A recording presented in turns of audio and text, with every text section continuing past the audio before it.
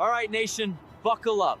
If you are watching this with your wife, you are already in danger. Guys, those chores aren't gonna get you laid. No, not at all, actually. We're gonna expose the biggest lie. That tone means somebody is about to feel personally attacked. Men believe in long-term relationships that if I get the honey-do list done, I'm gonna get after it.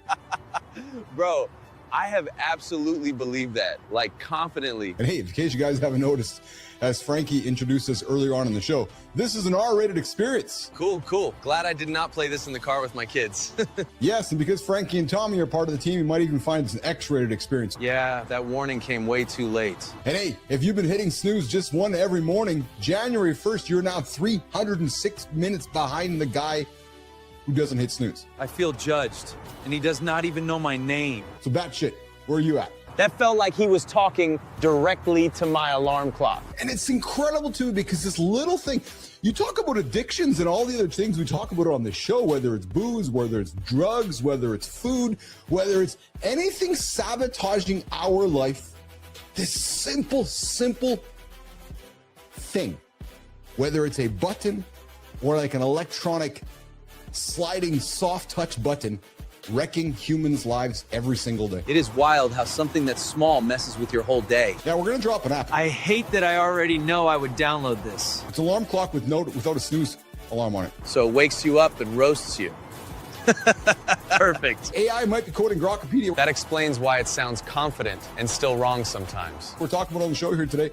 Hey, scientists discovered 22 linking Epstein-Barr virus genes. Every week, it feels like another reason to take your health seriously. That to chronic disease risk. Breaking news happens here on the show. We teased you guys with the news happening last week, and it happened last night, forming a $1.5 trillion company. I cannot even picture that number. It does not register. Yes, Alan Baker.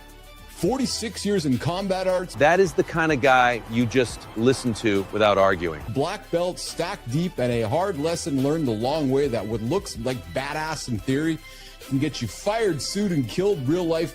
Hey, SFK76, I'm fat. That took guts. No excuses, no story, just honesty. Hey, I was too once before. True story. And then I started not snoozing. I started making good decisions, and now I'm not fat anymore. Yeah, true story. So, hey, this could be your free accountability partner, SFK76, so you're not fat. Something's happening right now that most people don't see. Yeah, there is an AI acceleration gap opening up super fast. We can feel that already at work. Some people are flying. A small group is using AI like a teammate, shipping more in a week than some people ship in a quarter. But even better, his wife got car sick, so he had to ride bitch in the minivan. Every dad just laughed because that has absolutely happened. I'm like, dude, you just you crushed the whole image. I mean, it's one thing you have a minivan in the fucking garage. Thank God you keep it in the garage, not in the front of your house. But it's another thing, when you get in that fucker, you ride bitch, what is wrong with you? At the height of his fame, he developed severe heroin addiction. That turn is heavy. Success does not protect you from anything. He actually lived with homelessness on the streets of Los Angeles for a long time. And he finally maintained sobriety from 1991 until his passing. That is decades of choosing better every single day. You aspire to get to this place. And then on your journey, you realize what everybody's doing.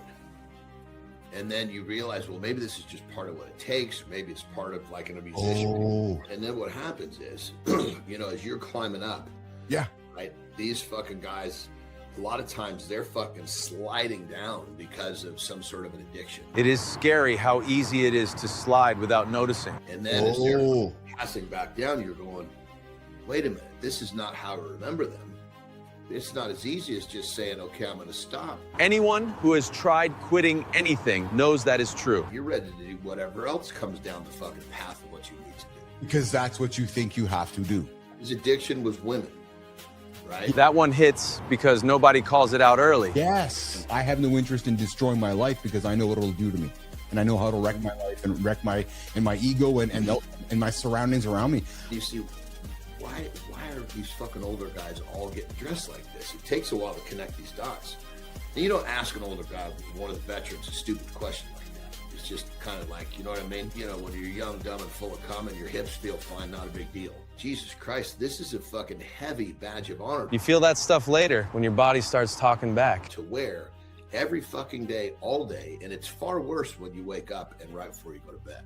Johnny, Alan Baker, the world's wealthiest people trust him to train their security teams. Are you investing or are you gambling? That question makes you rethink way more than money. Right? So, because if you're going to play the fucking gambling world, dude, you're just going to do this your entire life, man. So, oh my God, I'm going to make so much money. Silver is not going to be up your I got this fucking cash that's fucking going to just disappear if I don't put it somewhere. So Elon is putting all of his companies under one business called SpaceX, which is Really? Everything he owns. Yeah, valued at $1.5 trillion. That gap between regular life and that world is insane. And looking to raise $50 billion of public money. So scientists have discovered 22 genes that link the Epstein-Barr virus to chronic disease risk. That name just doesn't go away, does it? Feels like every week there is another layer to it. Anderson, it just doesn't go away. That might be the fucking name of ever, Epstein, eh? Like, Isn't like more shit just keep coming out? Like, we know this guy was just a fucking weirdo. And now we're finding out like all of these major fucking banking leaders were like up to their fucking chin in all of this fucking dirty stuff. It's like a business version of P. Diddy. It's mad. It's just it was the Epstein of the entertainment world. Like, what's up with these islands in the Caribbean where you go and take women? It's their own jurisdiction. This goes back to the drug days where these fucking guys were buying islands so they can fucking refuel their planes. When you enter your credit card, it actually knows before you even submit it because of how the math works behind the scenes. And it's why the world's wealthiest people trust him to train their security teams, and his name is Alan Baker. Yeah, and thank God she went in the other direction for the meds. But that's the only thing she could find, was martial arts. Somebody to kick my ass. When everybody understands your goals, you are playing way too small. I got a system for fucking brushing my teeth. I got a system for putting lotion on when I get out of the fucking shower. Hell yeah. You have to operate at a different level. You have to become something more than what the system says you have to be in order to achieve those things. The system, and I'll make the fingers too, is not designed to create. It's just not going to build high performance individuals. No. It's built to turn you out to be the standard. I mean, the system actually, once you make that decision, will actually turn against you. And all of the hordes of zombies that it has produced will turn against you too. I'm not about making happiness for everybody. That is uncomfortable, but a lot of guys need to hear it. If you can't get your ass out of the fucking stands to put the work in to be on stage like I am, I got no sympathy for you. It's incredible to me how this fucking button or this little sliding slider on our phone is disrupting so many humans' lives. Not addiction, not food, not drugs, a snooze button. I never thought about it like that, but yeah, that tracks. Alan Baker keeps them in the fucking stands. If you're a fucking snoozer, you're snoozing your whole fucking life. That line probably pissed people off because it feels true. He is a trainer of trainers. And, every time you come away from him, he affects your perspective, the way you think. Yeah. Have you ever been around that person and you come away and you go, wow, why didn't I think that way? I didn't even see it in that way. He's that guy. Well, I mean, you said it to me, it kind of insinuates an end. I've arrived. And one of the major things that says to me is I've quit searching and I've quit connecting to my passion source. When you say you're a master, it's when you've truly committed to realize that your journey never ends. That's the because the guy that's the guy that's not a master. Oh well, yeah, fuck, I'm a black belt now. The game's over. No. You can refer to me as to what you think I have earned. Are you like some secret kind of Jason Bourne type character behind the scenes? You got this quiet demeanor. Oh, really? Like, oh, yeah. Fuck, are you kidding me? I know. When the time comes, this fucking guy's going to look like fucking Spider-Man, Superman, everybody fucking put together. He's going to be whipping shit out of his wrists. Oh.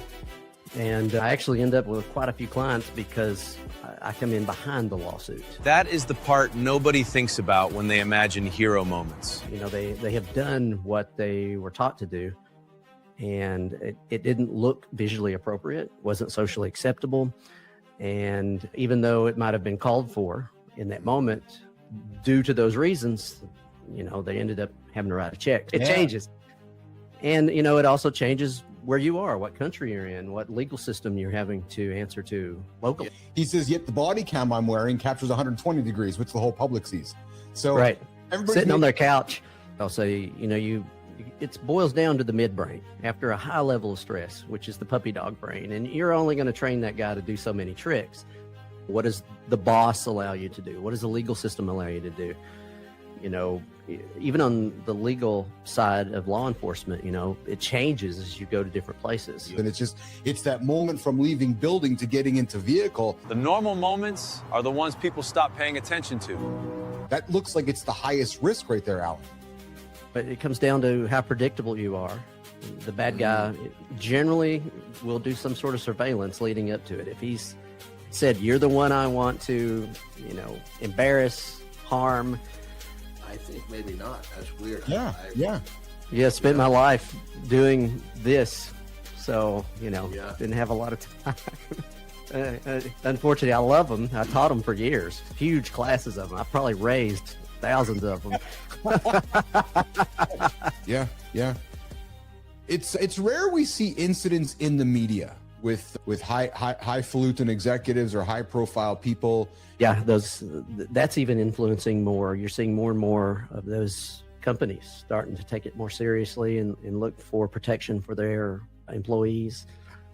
I generally book my year probably 2 years in advance. It's one of the things that you have to do in order to get it done. I appreciate you hanging out with myself and John here this morning. The master who's not calling himself a master, who's on his way to guru, Mr. Anderson. Alan Baker hanging out this morning with us. It's just funny how we judge book by its cover. Hey, coming up in a couple minutes, what the chore play myth. We got Brianna Bass joining us. This is where things usually get real fast. John, for some fun conversation about sex. Your behavior patterns don't care how many zeros are behind what you're spending. If you're used to spending all you have every month, you can add an extra zero and you'll still spend it. I realized, wait a minute, I gotta take some of this and put it in a fucking place where it's gonna do me some good. You don't sell shit. You don't sell assets. You create a taxable event. Borrow against it. So guys, let's be teaching our kids about money. If they're talking smack, you are on the right track. What does that mean?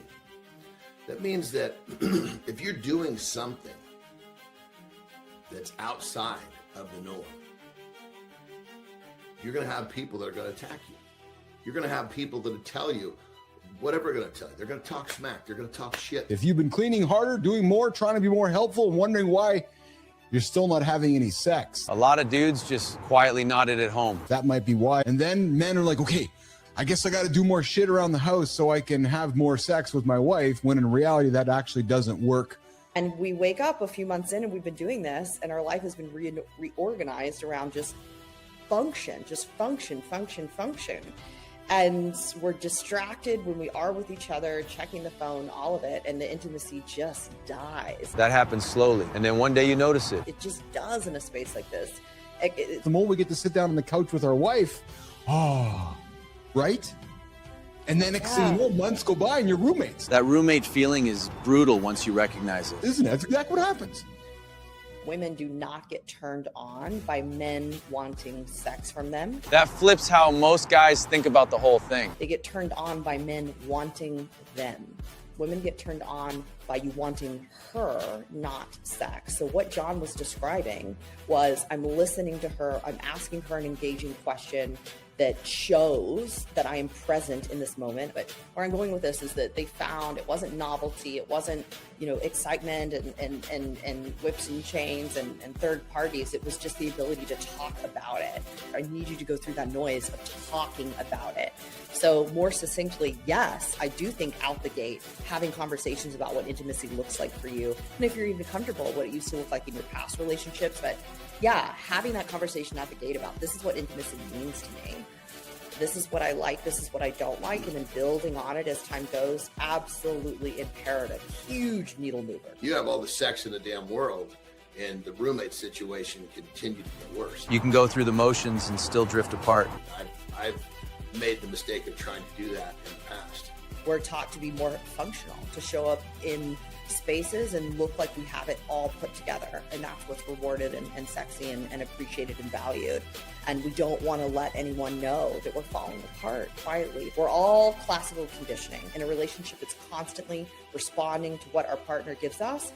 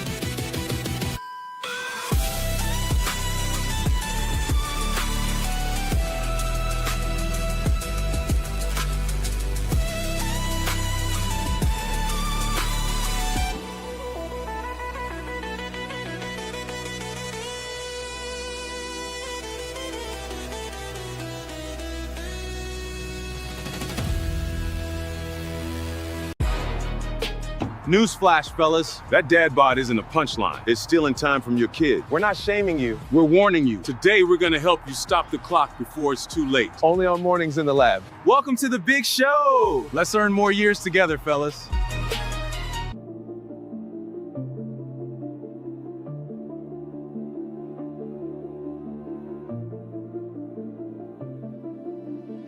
Welcome to Mornings in the Lab, where accountability partner here to help you start your day with real talk, motivating content, and entertaining conversation. We are live and we are an R-rated experience. The best part was when I got out of the car, it was Everybody's trying to win. Nobody's trying to solve. Live beats perfect every time. Reset is a decision, not a calendar date.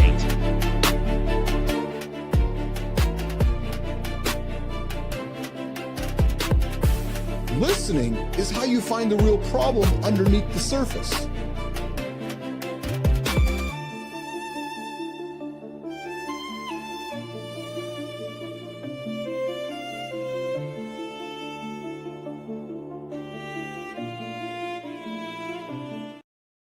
What a shaking. What a shaking. Hey, it's not even What a shaking. It's not even Groundhog Day. Yeah, that was a couple days ago. But it's the morning loop. Hey, good morning, everybody. Today isn't a shame talk, and it's not about six packs. No, it's about your fat ass dad bod. Oh, is he already offending us, Neiman? Yeah, he is. I'm in a mood today. Cheryl Whitaker's show's dropping in 30 minutes right here on the network. It starts with Joy Live with Cheryl Whitaker. Yep. Hey, guys, if you don't want to be offended by my fun stuff and Johnny Anderson and our guest, the hell's the guest name again? I'm kidding. Anthony Porcas is joining us today. Hey, Cheryl Whitaker's dropping on the show 30 minutes from now. It starts with Joy Live. And producer Jimmy's over there. Producer Jimmy's cheating on us, so we got a better one. We got producer Kai. Yeah, we're shaking, Kai. Good to have you in the lab. Hey, guys, it's about the time, the energy, and whether your kid. Here's the thing. Today's conversation, guys, is about the dad bod. It's actually about Listen, this is not about the six packs. This is about you wanting to hang out with your kids when you're 60, 70, and 80 and not busting your hips. What's going on, Sullivan? What's going on, Holroyd? I know you guys regulars here, the OGs, subscribe to this theory. The Dad Bod is not about creating the ultimate six-pack. Six-pack? Six-pack Shakur? Is he talking about six-pack Shakur? No, the Dad Bod is actually about growing old and hanging out with your kids for a long time. We're talking about it coming up. But first, drum roll, please. Producer Kai. Good morning and welcome back to Mornings in the Lab with Keith, John, and Friends, your live morning show experience. We get up and get after it every single day right here live, 8 o'clock Eastern time, YouTube, LinkedIn, and X. Yes, this is a show built for men who want real talk, motivating content, and entertaining conversation that help you guys start your day with momentum and positive energy. Hey, before we hit the roll, invitation, hit the like, hit subscribe, come drop a comment. Holroyd's out there. Yeah, Six Pack and Biggie, Kindness Rising. Oh, Roofy's out there. Roofy's got nothing to do today. Sorry, brother. I love you, man. I had to do it out there. I had to put it on the table. Hey, my good friend Lindsay Goodine's got nothing to do today. I was shaking Lindsay. Holroyd's out there. The nation's out there. And this is a public service announcement because we are an R-rated experience. Yes, with guys like Frankie and Tommy in the lab, they might offend you. So come like, come subscribe, come say hello. And hey, if you hit that snooze button, yeah, February 4th, guess what? 315 minutes behind. 315 minutes behind. That's like 5 hours and 50 minutes behind Roofy. Yeah, he doesn't hit the snooze button. So you're 5 hours behind the guy. Think about that. Just think about that for a second. So stop hitting snooze. It is the greatest, freest, most accountabilityest message we could drop. Get up. Don't let that little fucking button wreck your life. Yes, the daily accountability partner here to help you start your day right. Hey, kicking off things, the current conversation. You know, I never thought we'd be talking Lizzo on this show. Kai, I never did actually. But we are. We're talking Lizzo today. Why? Well, she's been in the media lately because of body positivity. You know, publicly shifting some focus to health by going through a massive weight loss change. And since we're talking Dad Bods here today, and you know, maybe there's something to be said for her journey. We're coming up talking about it coming up on the show. Hey, Unitree's G1 humanoid robot. Yeah. Walking in minus 40. I just saw them walking up through Thompson, Manitoba up here. Apparently they were walking. Hey, Kai, I heard rumors they walked like 13 gazillion miles. Just wondering. Inside the Thwaites Glacier.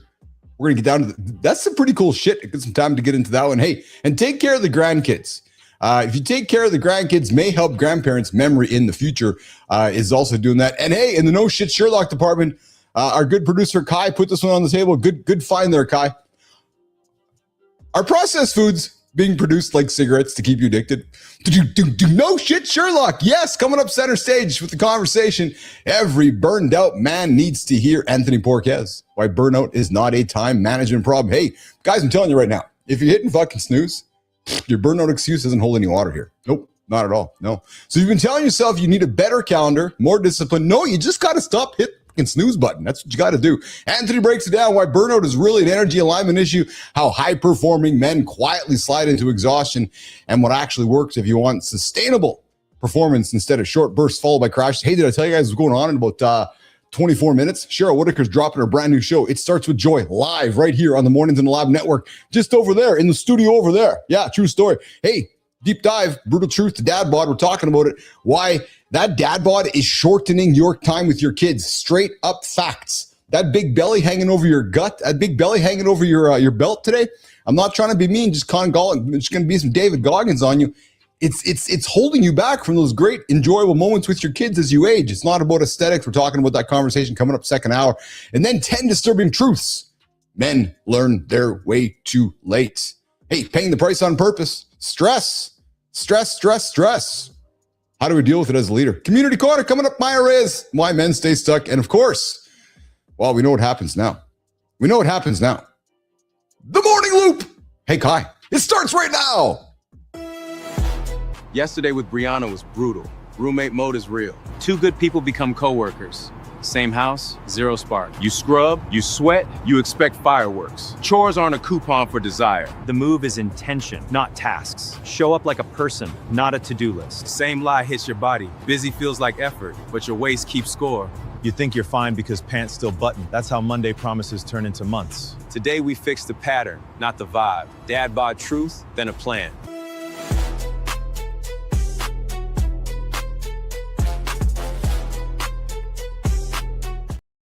Hey, you guys can join us in the comments. I see Sullivan out there. I see Kindness Rising out there. I see Dr. John Petch out there dropping nuggets, man. Get this. If you've been hitting snooze for the entire month of January up until February 4th, you actually could have ran an entire marathon by now. That is actually pretty crazy when you think about that, right? So to somebody right now who's like, yeah, I want to run a marathon in 2026.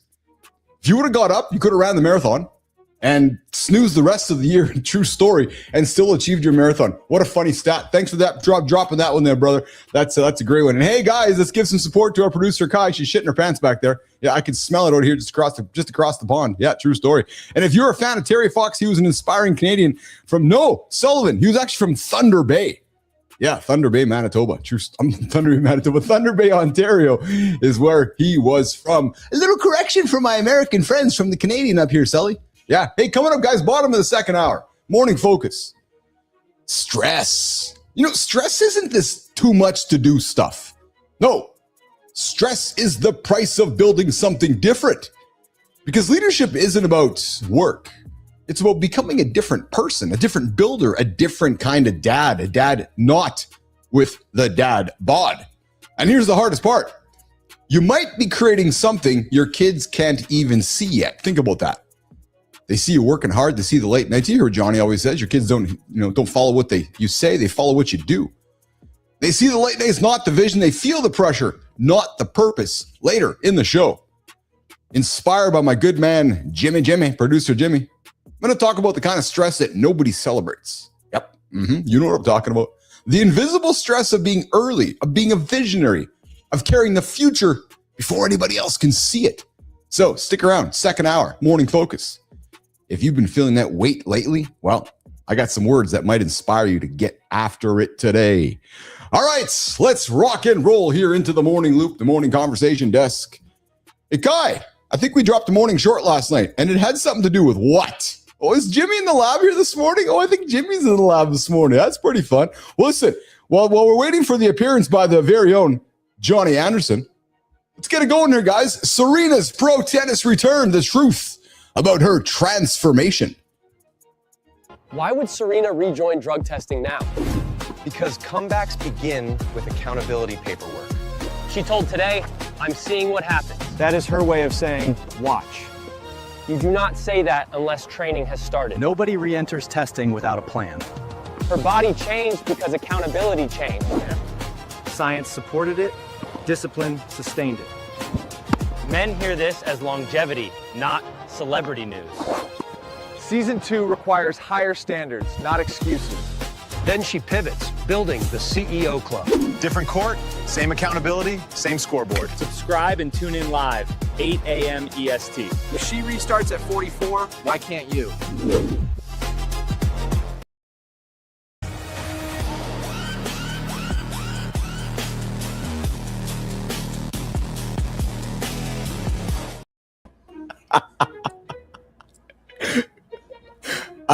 I swear, they're going to go through every collection of vehicles, Anderson, to see what ridiculous one the team could put you in next. Well, I mean, they're really off the mark of trying to capture me now. Even the avatar's getting loose. Shit. I know. Yes, I know. I mean, it's here pretty quick. Who's this fucking guy getting out of this fucking weird car? It's not looking like me. My clothes aren't fitting like me. I know. I know. What I love about it, though, so I was talking about this with somebody yesterday about the AI world of characters and just the AI world of AI. And he's like, why do you guys use it? And I said, you know what? Because it's so ridiculous. So just lean into it. It's just it's a crazy world we're living in now. You make pictures with 4 heads and 3 fingers, and you wonder what's real, you wonder what's not real. It's that old cliche, John. If you can't beat them, you might as well join them. You know what I'm saying? So it's like, what the hell? We might as well join them and lead the party. So, well, I mean, part of what we're doing though is we're fucking new. We're cutting edge. Yeah, exactly. Yeah, so, that's exactly right. Whatever's coming into the market, we got to be displaying. That's what we're all about. You're bang on. You're bang on. How are you, brother? Live, You're looking good today. How are you? I'm good. I actually have a great fucking morning.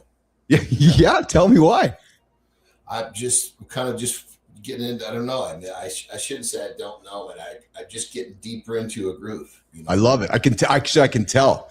It's funny how we spend all this time together. And I watched you go through your reflection groove in December. Remember the reflection groove in December? You remember? I do.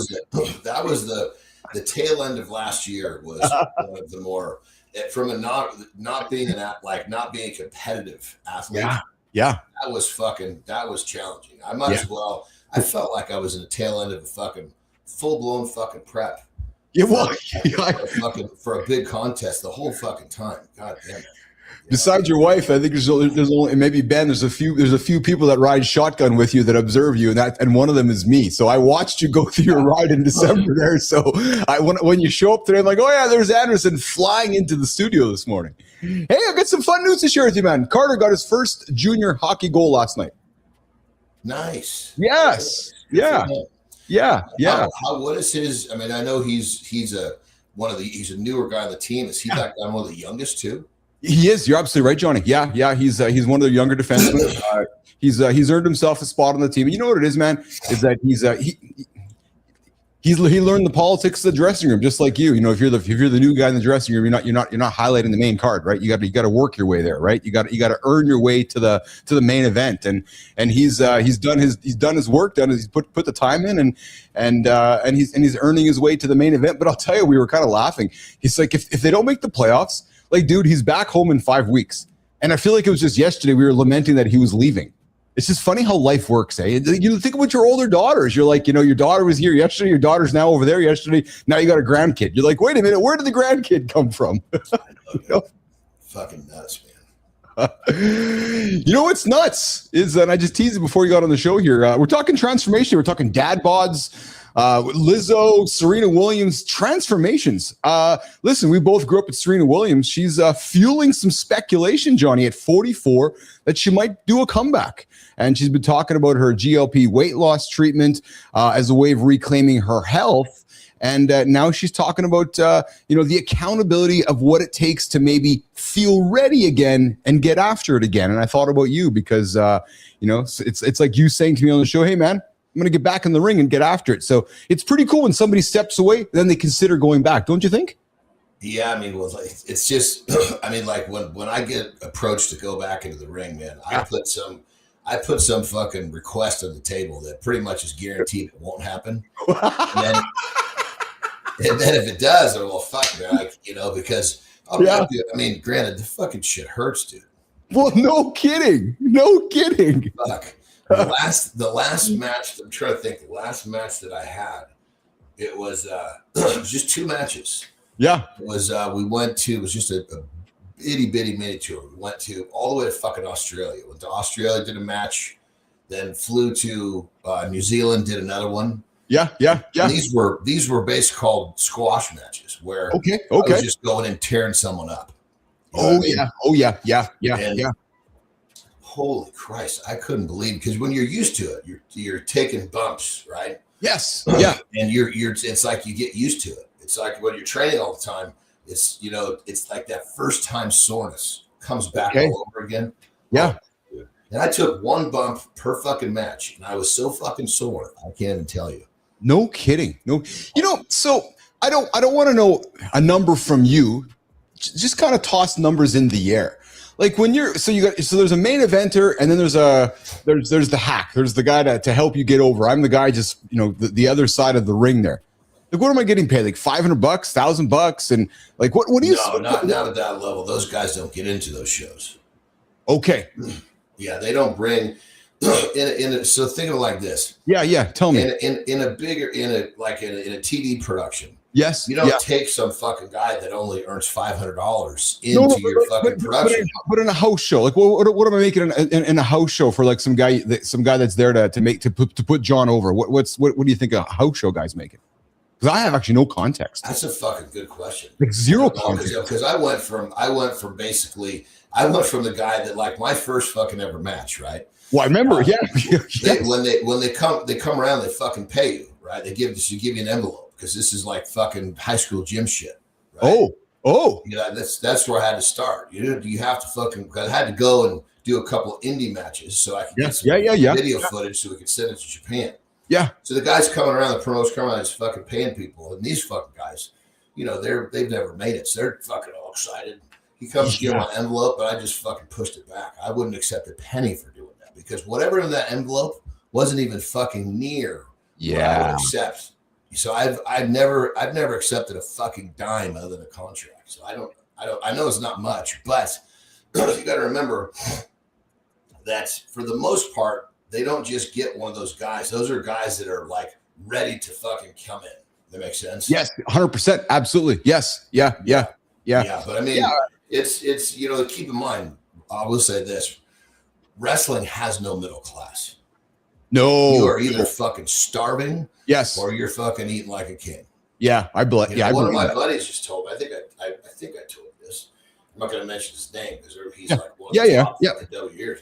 He's making fucking over $5 million a year, and he just got contracted for 5 more years of that shit. Wow, good for him. Yeah, and he's they call it the brass ring. He's in the top. Okay, like the top dozen. Yeah. There's probably a few guys that are making closer to 7 or 8 a year. Wow. Yeah, I mean, the fucking money's come a long way. Yeah, well, they just did Royal Rumble in Saudi Arabia last weekend. Roman Reigns, who part-time there, the big name there, retired AJ Styles, but that's it's big money. I guess I get curious sometimes of what the not the middle class, because you're right, it doesn't exist, what the lower guys carry. It's interesting though, John, how much the industry's changed, because when I grew up with AWA type wrestling, it was always the big guy against a bunch of no names. Now the no names are still notable people, because you got the heels got to be somewhat notable to put the face over, right? So yeah, I mean, it's because when it comes down to it, that guy that makes hundreds, that'd be a way to put it. Yes, right? Yes. He's, even though he's that guy still in that lower class, he has to present something that allows him to be in that fucking ring. Absolutely. With the top guy, or it doesn't make sense. No, it's got to belong, right? It's got to belong.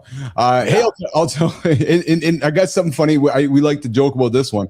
In the no shit Sherlock department, Kai, get ready for this one. Number 3, new paper says ultra processed foods are built to keep you coming back like cigarettes. New paper says chips, soda, and cookies aren't just junk. They're designed for repeat use, like cigarettes were. Harvard, Michigan, and Duke say the goal is simple: make it so rewarding that stopping feels harder than it should. They claim it's tuned, refined carbs plus fat, crunch, smell, and sweetness. Critics say it's mostly habits and convenience. Again, the no shit Sherlock department, right? Hold on, what did he say? Like cigarettes were? Cigarettes have changed. Now they're not like cigarettes are. Yeah. But dude, I'm telling you. Yes. We've talked about this. Yes. Over the last few months. These tobacco companies own fucking huge parts of the food company. They're doing the same fucking thing with the food they are with cigarettes. It's well, if you think about it, right? So let's just talk business for a second, right? Like so business in a boardroom. So, Keith and John are starting a processed food company, or Keith and John are starting a social media company, and we start learning that there's certain things that are addictive qualities. You're probably going to go look at industries that had addictive products, and you're probably going to want to go learn how to do the same thing. So it's, in many ways, from a business side, it's not surprising, right? Because your job is to get you to buy more as the consumer. So it's fucked up thing is that this is allowed. Well, I was just gonna say that. I mean, it's with a cigarette. I know. At least you've got to fucking be what? How old do you have to be to buy cigarettes? I don't know. Yeah, I don't know. Yeah. Any fucking kid with a dollar can go buy some of this addictive fucking food. It's yes. Well, I know it. To your point. Like, God damn it, man. I mean, and the thing is that the general level of knowledge of the average person is so low to this stuff. Yes. They don't fucking know any better. Yes. It's like a fucking dog that will eat himself to death if you let him.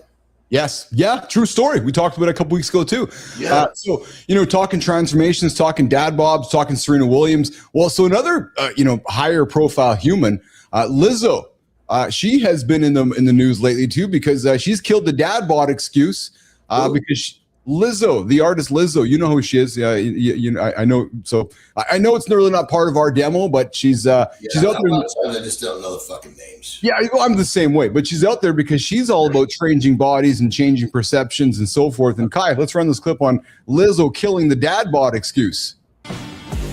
Health is wealth. That girl just proved the message can evolve. You can respect yourself and still change. Confidence can't replace fitness. Energy comes from training, sleep, movement, and basics. If you're a dad or wanna be, lead with action. Your kids mirror what you live. Our big topic, second hour, Johnny, is the dad bod. So we got guys that are growing up, and I'm changing this from, let's not worry about the six pack or the nice quads. Let's worry about hanging out with our kids in our 70s and 80s and 90s per se. Well, Lizzo took the same page. She's like, I want to grow up and be old and be active with my kids and with my family. I got to shed some weight. Is that her? That's her. Yeah. Yeah. Okay. Yeah. So she made some decisions I don't know for sure if some of those decisions were on the GLP path. That's irregardless. Her decision was, I need to build a better life for myself, for my kids, so I'm going to get after it today, which is the theme of our show, right? And it's hard. Think of it like this, brother. Yeah. How many? And I'm going to compare a GLP to many other things that you could put into that title. Yes. Or into that slot, so to say. Yes. If you can use something that will help build your confidence to make progress in a way never done before, so you can get that momentum. Yes. And potentially use that momentum to restructure how you live your life so you can have a better fucking life. Yeah. Let's get that little insert. Does it fucking matter what it is? That's what I've really enjoyed getting to know you about. Guys, I've gotten to know you. That's what I've really enjoyed getting to know you because, again, perception is big guy, big muscles. Yes, he had to be on a journey to get here. But when that message is as simple as what you're saying, which is doesn't matter what it is, whether it's a walk, whether it's some assistance with the GLP, whether it's going for a bike ride, but it's just this idea of taking the first step.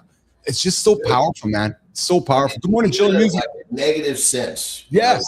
I can't tell you how many times that taking a painkiller, well, I'll be honest, taking a fucking small handful of painkillers before I was about to do something that was going to be really fucking difficult. Yes. There was something about that put me in a frame of mind where I just believed I could do it. Yes. That's a terrible fucking example. Not what I recommend. No, but it's that same thing. What it do you is. insert? Because now keep in mind, looking back, I realized I could have inserted fucking just about anything into that slot. But you're not here. But you're not here if you made different decisions. So those decisions. Listen, I'm not saying. I know. I'm looking back, I'm saying I realize now that little you could put anything in there. It's almost like a placebo. Yes, absolutely. Good morning, Chill Music, MP5. You're hanging out with Keith and John on Mornings in the Lab with Keith, John, and friends. We are live right here, 8 o'clock Eastern time, YouTube, LinkedIn, and X. Hey, Chill, where are you joining us from today, my brother? I'd love to hear where you're joining us from here today. Johnny, I got a topic for you, man. I was thinking about I got to tell you, we're getting another bidet put in this house today. Oh, my God. Yeah, because there's only one bidet in this house. Right? Yes. It's the master bedroom. So when I get up, I come out. I don't want to keep going back in the master bedroom wake up chair. So I'm taking a dump on a regular fucking. I'm like, Jesus Christ. Yesterday I had enough. So I called the fucking contractor. I'm like, hold on a second. Hold the horses. Yesterday you had enough. So you're like, fuck it. We're getting a new bidet tomorrow. Yes. And the funny part was, dude, I've been having clean breaks. It wasn't like I was all dirtied up. I'm just like, it's just not the same. Oh my when God. the chair gets up, I find myself going in there. Yeah. Taking a dump. Yeah. Just using it to fucking get myself cleaned like I'm used to. Oh, it's dude. like brushing your fucking teeth, dude. So good, man. So good. Yeah, I need a bidet tomorrow. Now. The funny thing is, he's meeting us at the gym at noon, so we can go to the fucking place to test the toilet that I want. So he can buy it and bring and put it in. I had a buddy who had a home in he moved from Winnipeg to Mexico for a few years, and he'd always tell me, he's like, yeah, Keith, when I want something built, I tell them when to start, and then it takes maybe days, maybe weeks, maybe months to finish because they're on Mexican time. So when they start installing your bidet, will it take some time to finish the process? Well, you see, you got to find the right people for sure. Okay. Yeah. This dude here, he understands when, like when I want him to do something, I'm not going to question how much he's going to charge me, but he's got to fucking do it. Like he's got to fucking come and do it. Yes. Yeah. I love it. Hey, okay. So your grandpa.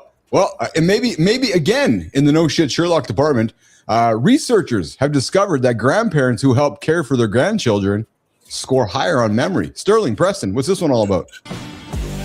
We found a wholesome hack. Help with the grandkids sometimes. It's snack time and brain time. Researchers tracked nearly 3,000 adults for 6 years. Grandparents who helped scored higher on memory and verbal fluency. You don't need full-time babysitting. Just show up sometimes. That's enough to help. And you get more real moments too. Brother, 3,000 people they followed over 6 years. I can think of a bunch of reasons why this happens. Say that again? I can think of a bunch of reasons why. Yes. Yeah, tell me one. Well, just like the speech thing was interesting. Yes. Yeah. Because you have to, when they're learning to speak, you have to learn their, broken English. Oh yeah, because you have to, you're problem solving as they're saying. They're like, sometimes not anymore, but say a year or two ago, he'd ask for something, and I'd say, "Okay, I know you. What? Tell me again." And if I hear it 3 times, and so it's like almost like playing some sort of a game. He doesn't think it's a game, Well, no, you're bang on. And researchers have found that, Johnny, you called it, man, because you're playing with your grandson, you're mentally being stimulated, you're having some social interaction, and I'm thinking moving because the fucker is all over the place. So the old bastard that sits in his chair, he's going to help to be stimulated by this, and a sense of purpose. Right, when your grandson's around, you're taking him out to the water or around the house. There's a sense of purpose that maybe elevates the emotions and the chemicals in your body, which makes you feel better, which makes you live longer. Right, so there's a lot of benefits. Obviously, again, kind of in the no shit Sherlock department, but I love it. Helping with the grandkids may help grandparents' memory. And what's the worst? It's sad. It's kind of, when you say that, it's kind of fucking sad to think that there are old people that have no fucking purpose. I can't even imagine a life without a purpose. Jesus Christ. It's like I think I will always have a purpose. That's just the nature of it. I will find some new purpose. Every time one purpose runs out, I find another one to plug in. Yeah. No, we have both come across people that you sit back, an older man or an older woman that are just maybe like a cynical SOB, and you're like, geez, like, what's going on, man? Just because they may have been in a difficult spot their whole life, right? Yeah, I mean, it's. I guess we have to remember that these studies are the guys that these 3,000 people are the ones that fucking got a great job, good benefits. Yeah. Yes. Yeah. Absolutely. So we got to remember this is they retire and all of the stimulation of their life disappeared with that fucking job, and they had no idea it was coming. Yeah. All they could do is plan their whole life around the day. They didn't have to go to the fucking job they didn't really want to go to. Coming up, Anthony Porquez, why burnout is not time management and what actually works. Anthony Porquez joining us in a couple minutes on Center Stage with Sophia Grant, John Anderson, and Keith Billis. But before we do that, we got a hot take, a daily opinion. Kai, let's run it. We're going to put something on the table for Keith and John to offer their opinion on. Let's get it, buddy. Beats a Jet2 holiday. And right now, you can save £50 per person. That's £200 off for a family of... I don't think that's actually the right sound. Anyways, there's there's schools now in the States where you got to check your phone in before you can go to class. Do you like that? Do you like that or not like that? At my gym, we used to have sessions where, like, I'm trying to think, I can't remember what we called them, but basically there was just different, like, high schoolers coming in, like, and there was the aggressive classes. Like, you had to be a fucking ass kicker, and your fucking phone went on the shelf. Period. End of story. And getting rid of that phone made all of the fucking difference in the world. Basically, if you weren't 18 or older when you came in, you fucking put your phone away. I mean, these kids would be fucking 8 years old coming in with a phone. Yeah, so I get it. I don't like it. I don't like you giving up the phone to go to school. Yeah, so I have a differing view on it. I don't. So I don't. let me toss this tennis ball at you. So I don't like it. Let me tell you why. Because I don't think it teaches us anything. I don't think it teaches us control. It doesn't teach us discipline. It teaches us to be subservient. Give this to me because you can't control yourself. So maybe we need to teach people how to have discipline around controlling the devices in our life instead of just taking them away. So let me pitch it back at you. Okay. I agree. Yes. But do you think that a fucking teenager who is being hooked by a fucking dopamine addiction has a fucking chance?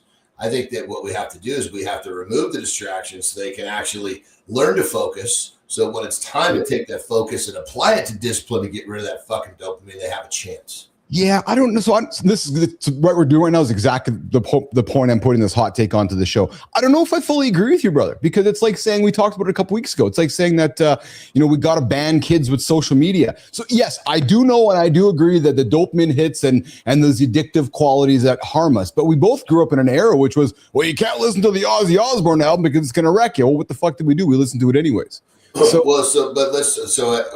with you, but let's remember, we're talking about the norm. Yeah, These people, they have no fucking guidance at home. Parents send them to school expecting the parents are going to fucking teach them how to do everything. And it's so this is, if the school doesn't eliminate this distraction, it just gets lost in the middle and there's never attention to it. So now keep in mind, let's just say we went into, say, the top 25% of kids that were raised with proper parents that actually, then now we've got a different discussion. But if we're talking about the norm, then I think unfortunately the top 25 get caught in this. Yeah. Hey, hanging out with Keith and John here this morning on Mornings in the Lab. Jonathan Porcaz is coming up here in a quick second. Some comments from the community. Johnny Lauren says, we've learned that humans, particularly kids, are unable to control themselves when it comes to their phones. I can't disagree with that. And then Petro says, Johnny, learning how to focus is not part of the curriculum yet. Too busy coloring the maps. Yes. Well, perfect example. My kids, all started controlling phone use on their own in high school. Okay. Yeah. But also that because I took a major fucking part in developing their discipline and their understanding. I parented. Other kids didn't have that. So those are the ones that are just, it's like, fuck, why even go to school for some of these fuckers? Yeah. Well, like I said, again, if we're using our devices to do nothing but consume, I agree. Take it away from me. But if that device has helped me create and be a better human, well, maybe there's an argument to be made. Maybe we have a part of school. Okay, you're going to use your phone to learn to create. Yes. But if the phone, like for example, when I was teaching these fucking kids to power clean, which is a fucking really difficult. Yes. If the phone was anywhere, it wouldn't have happened. No, I can't argue with you there. I consider myself, and I've fucking coached some kids that have gone to D1 and they power clean for the first time in front of the strength coach and strength coach. Where did you learn to do that? Yeah. You go train with the fucking upperclassmen. You don't need to be here. Right. Because I had that focus from them. When Zegler was teaching me how to power clean, I sucked at it for a long time. That's fucking hard, man. Oh, dude. That's hard. Okay, but now pretend that you're fucking with your phone between sets. Well, there you go. We'll ask our guest, Anthony Porquez, not Jonathan Porquez, what his opinion is on should kids be banned from having their phones at school. Coming up right now with Keith, John, Sophia Grant, center stage, Mornings in the Lab with Keith, John, and friends. It goes right now.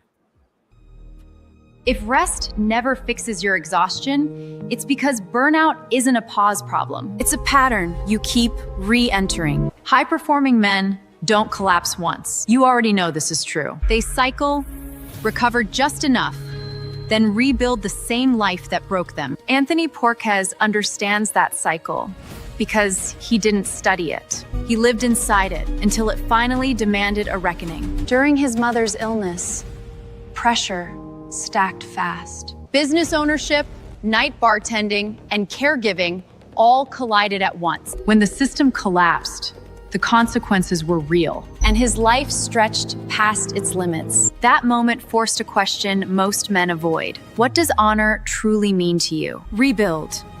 or repeat. Anthony chose to rebuild from the ground up, not with motivation, but with structure that could survive real pressure. Today, he brings that work to high-performing men worldwide. His approach is shaped by executive leadership, entrepreneurship, and deep coach training. His belief is simple: burnout isn't time management. It's energy alignment across body, mind, and the spaces you live and work in. Anthony, welcome to Mornings in the Lab. Thanks for joining us today. Johnny, you can have the perfect morning routine, the ideal time blocking system, and still feel like you're turning and you're running on fumes. Why? Because burnout isn't a productivity problem.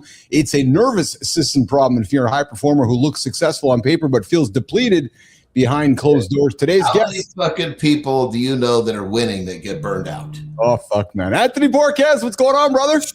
Hey, thank you so much for having me, John. It's a pleasure to be here with you guys. Yeah. Hey, I'm here too. Yeah, keep going. My bad, Keith. My bad. Hey, Borquez, quickly, do you have kids? No, I don't. No, I don't. So I'd love to know your opinion on this. You heard Keith and John bantering on it. Should kids have their phones banned before they go into school? That's a tough one because I'm a big believer in deep work, and that's distraction-free work. Mm-hmm. And I'm a believer that when you are distraction-free and you're truly focused, you can get more done in a short amount of time. And you develop. Yeah. And I think that applies to working out too, right? Yeah. Like, as I've gotten older, I may not work out as intensely as I used to, but when I'm more intentional about working out and I'm thinking more about how it's being in my body and affecting my muscles and feeling that and being in that, I find that is just as strenuous and just as effective as if like just trying to kill yourself in a gym. Yeah. That's a good point. Keith, do you use your phone when you're working out? Do you keep it handy? It's around me. Like I will. So I'll use it in between sets. Like if I'm on a rest for 30 seconds or 60 seconds, I might check in and do something. But it's in my presence. Brother. Here's a thought. Yeah. Try putting it. Don't touch it from start to finish. Yeah, it's a good point. 100%. Yeah. I think there's a solid possibility because I totally get where you are with your phone and your yeah. I don't disagree with any of that. Yeah. I think that what's being missed is there's a level of like our man said here, focus and deep work. Yes. That we're not tapping into at least with the training. And if you experience it there, maybe it'd be open up different thought process. Yeah, it's a great point. It's a great point. Petro says, "Oh yeah, well I'm going to get the Neuralink glasses so that I can scroll Instagram, talk on the phone, read a book, and power clean all at the same time." Yeah, there you go.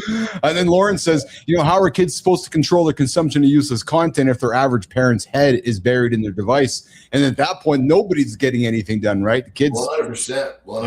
That's the fucking problem. Kids get sent to school, and the parents, the parents think that the fucking school's going to raise them. It's so fucking terrible. Yeah. So Anthony, let's get into it, brother. I got some words here that are in front of me that struck me as I was preparing for the show. Johnny, listen to this one, man. Most guys would hide the fact that they landed in jail, yet you lead with it. Walk us through that moment where the cuffs get put on. And maybe your knees are shaking, you're freaking out. You're like, holy shit, I am being arrested right now. I'm either going to die in situations like this, or I need to completely rebuild my life. Take Keith and John back to the moment before the cuffs went on, Anthony. Yeah, so thank you for setting that up and for the opportunity to be here because I think my situation isn't that uncommon for a lot of men. And what happened with me is that I was building a business during the day. I was bartending at night and caregiving for my parents. And it was really when my mother had a stroke where everything just kind of fell apart. And so, like a lot of men, you just kind of bury your head and do what you need to do. And you sacrifice, the things that give you energy or would restore you because in your mind, you feel that all the time. Exactly. With what you just described, I'm thinking, was this guy sleeping? Yeah. Exactly. Yeah. And of course, then you enter in the mindset of work hard, party hard, right? Like I've been working so hard. I've been, taking care of my parents. I'm doing all this shit. The best way to blow off steam is to get blackout drunk, and to numb myself from the reality of what's really happening. And so I lead with going to jail because that was probably the best thing that ever happened to me, because it really changed this way of thinking, this way of being that wasn't serving me, and it was slowly killing me. And so I literally needed everything to fall apart and everything to be destroyed for me to come back and be like, okay, how do I pull myself out of this hell that I've created? Because we can't stay here. And one of the things that we have found, Anthony, Keith, and John have been very fortunate to have had hundreds of guests through the show, and there seems to be a common theme. Now, the cuffs just didn't get handed on, right? You were bartending, taking care of mom and dad, working, doing everything. It was either the days, the weeks, the months. Like there were moments. There was a buildup to that happening. Yeah. Talk us through that journey, Anthony. Well, I think a lot of it was it wasn't being really in my body. It wasn't really being present. It was just trying to live up to expectations. Yeah. It was like, this is what needs to be done. This is what I have to do as a son. So it's funny, actually, hold on. Anthony, hang tight. It's funny, John, because you said this yesterday on the show. You were in the dressing room with guys, and you're like, sometimes when you get around a peer circle, you just feel like this is what has to get done to get done. Remember, Johnny? Right? Well, and you're like, it's fucking normal to do shit that's really not fucking normal because everybody's fucking doing it to survive there. and that's what Porquez was doing, right? So Porquez, you're in this scenario probably with people, with friends around you that are doing things, right? And you're like, I guess this is how I got to be. Am I correct?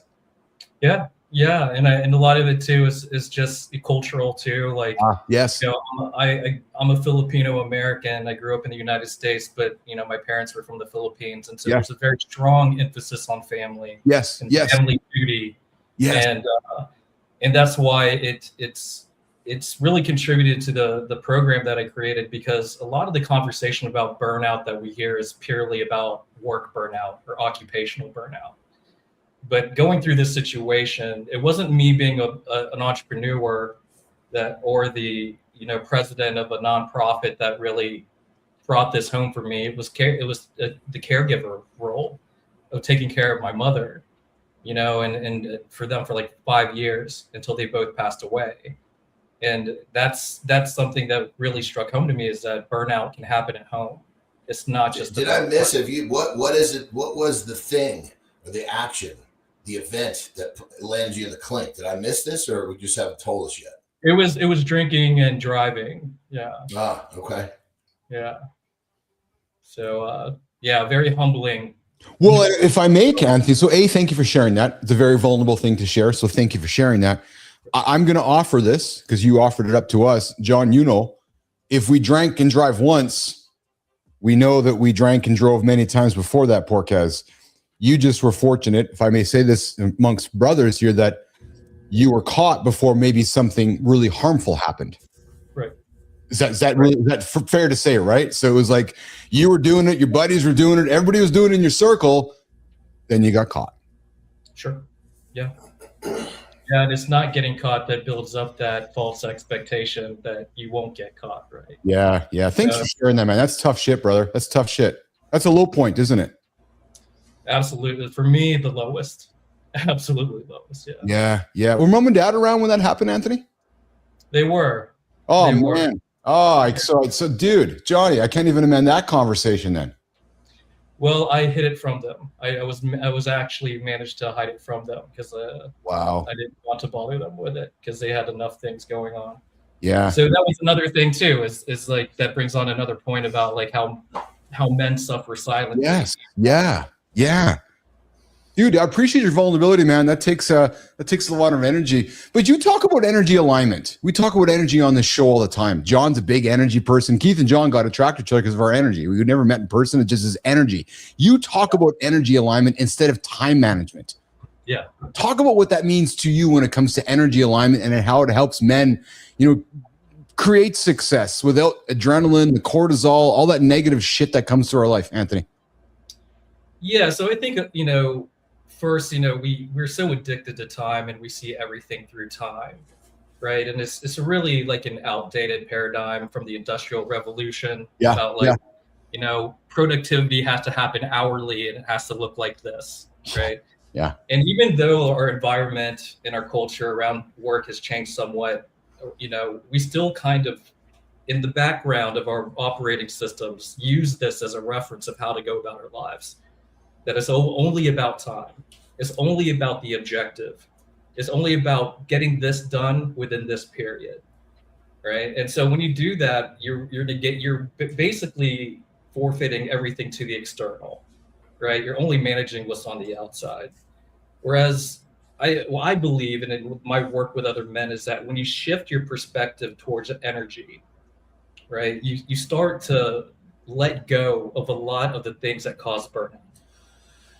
And you start to factor in who you are and how you operate into the whole scheme of things. So I think that's, generally speaking, why I think energy is more important, because energy is renewable. Energy can't be created or destroyed, only transferred, right? Time is finite, right? Like, time is external, energy is internal. We can actually renew our energy. But the problem with a lot of men is that we will negate and cut out the things that actually give us energy. We'll cut out, the hobbies. We'll cut out, going to the gym. We'll cut out friendships in order to achieve whatever objective. Yeah. We talk about interest. So, as we've discovered in our conversations, that there's a magical word. It's a simple word, but the idea of interest could change a lot of people's lives, Anthony. Yeah. You mean interest in terms of hobbies, correct? Yeah, well, because I think if you're, as myself and John talk often, if you're interested in something, you're probably unstoppable. Well, and I think the whole the concept of most people they think they're interested in dollars. Yes. And they trade their fucking lives for these things, and then they realize, how many people on their deathbed said, fuck, if I could do it again, I really would have focused more on making those dollars. No, they said, I should have focused more on my relationships. I should have been more present here. I should have done that. They're talking about stuff that actually was meaningful.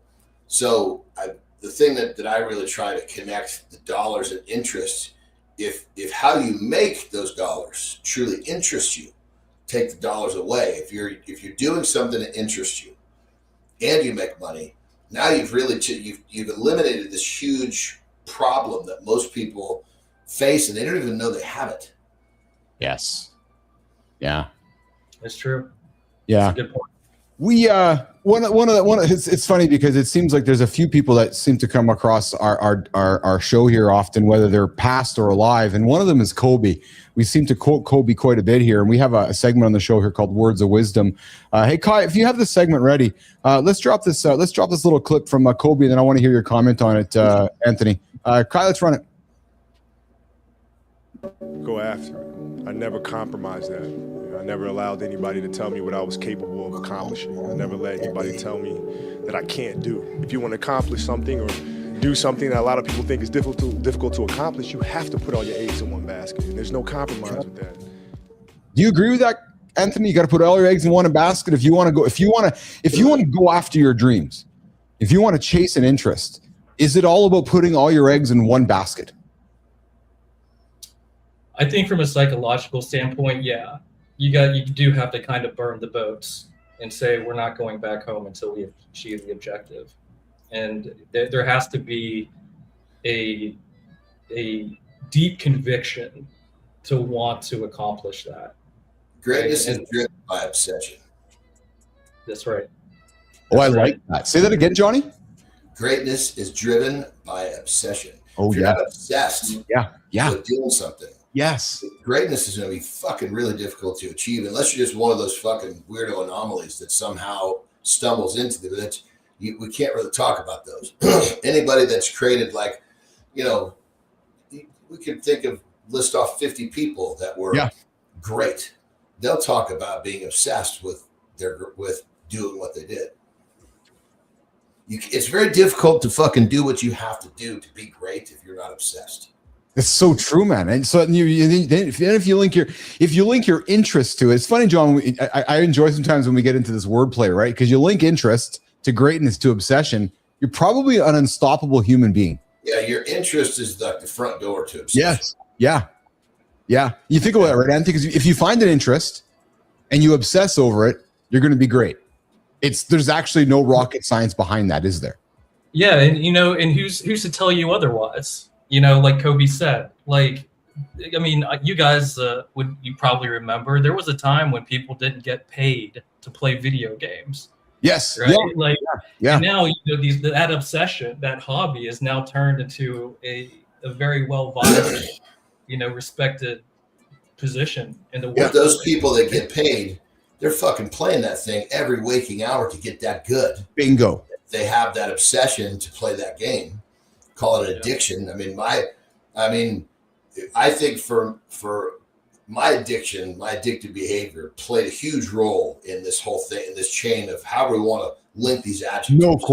No question, Johnny. Yeah. Good morning, Shinku. Good morning. So you think about obsession, interest. We talk about leadership and good leaders, right? So I'm going to play a clip here for a second, John. We I've had this segment here called Committed. We had that segment where Leonardo had the handshake and like somebody committed to something, which means it's like being obsessed with something.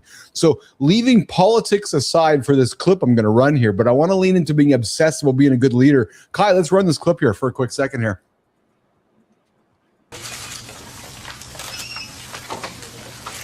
So this was the moment that this person whispered into his ear that America was under attack. 9/11 just got fucking attacked.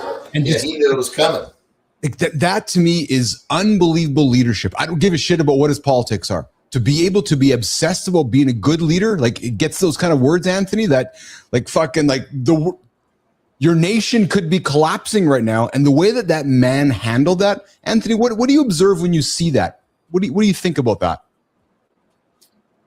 I think it's somebody which is processing the information, deeply, and understanding that you can't really react here. You're on camera, you're in front of kids, and I think that's to have that awareness is leadership. The commitment to leadership, though, isn't that what? Yeah, the awareness, the commitment, isn't that what it is, Anthony? Yeah, I think what would a true leader do given the situation with the information I just received? Yes. There's a lot of people who could crumble under the weight of that information. So the flip side of that, you got to watch very closely, and of course nobody knows. Yes, is for sure.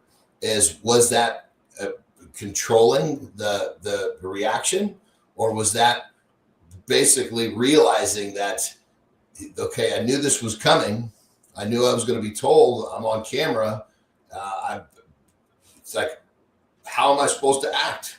Yes. Yeah. Because you'd think if that was said to me, I would at least stand up. It's like a fucking primal instinct. I would have done something. You know what I mean? I sit there and fucking do this a little bit, like, okay. Yes. And I remember seeing that clip. And I remember looking at that face thinking, fuck, I resonated with trying to pretend. That was the first thing that hit me. Oh, interesting. When it hit right now, you hadn't even said what it was, and I knew what I was looking at. Yep, me too. Well, the politics of the moment don't matter to me. I'm so invested in the commitment of that leader. I really enjoy that as a lesson of leadership there because, and Anthony, you're a leader, you work with men, Johnny, you or I do, and just to be able to see how somebody responds in a moment like that, right? To be able to compose and John, like you've taught me, to respond instead of react. Yeah. Right. And Anthony, talk about that for a moment, because that's often us men, we react, we go, blah, right? Instead of slowing down to respond. How have you learned as a man to do that, Anthony? Yeah, that's a great question. And I actually created a process for this, and I call it the 4 A's of alignment. Yeah. It starts with awareness, to acceptance, to alignment, then to action. And this mirrors exactly what you're talking about, because what a lot of men to do, myself included, is just go from awareness straight to action. You know, we don't really sit with a moment long enough to maybe accept what the situation is or what I'm thinking about the situation. Middle is that deep breath you need to make sure that you don't do or say something you are going to regret. Yeah, and in that sense, it would be like what Viktor Frankl said. It's the pause between the stimulus and the response. I mean, one fucking deep breath can fucking change a decision. Yeah. And I believe, Keith, that's the true practice here, is building that space, that pause between the stimulus and the response. Because when it happens so quick. Like this happens, right? But true freedom lies in that ability to create that space between those things, because that's where you can choose. You know, because what we're aware of, we're in control of. What we're not aware of is in control of us. Yeah. The way you put it, John, that breath, I never really thought about it the way you presented it, but the power of that one breath could change everything. If you can take a breath. Dude, it happened to me day before yesterday. Yeah. Sherry got a little twisted with me. Yeah. And, she basically asked her a question, and that question just kind of like, so I could see she wound up. Yeah.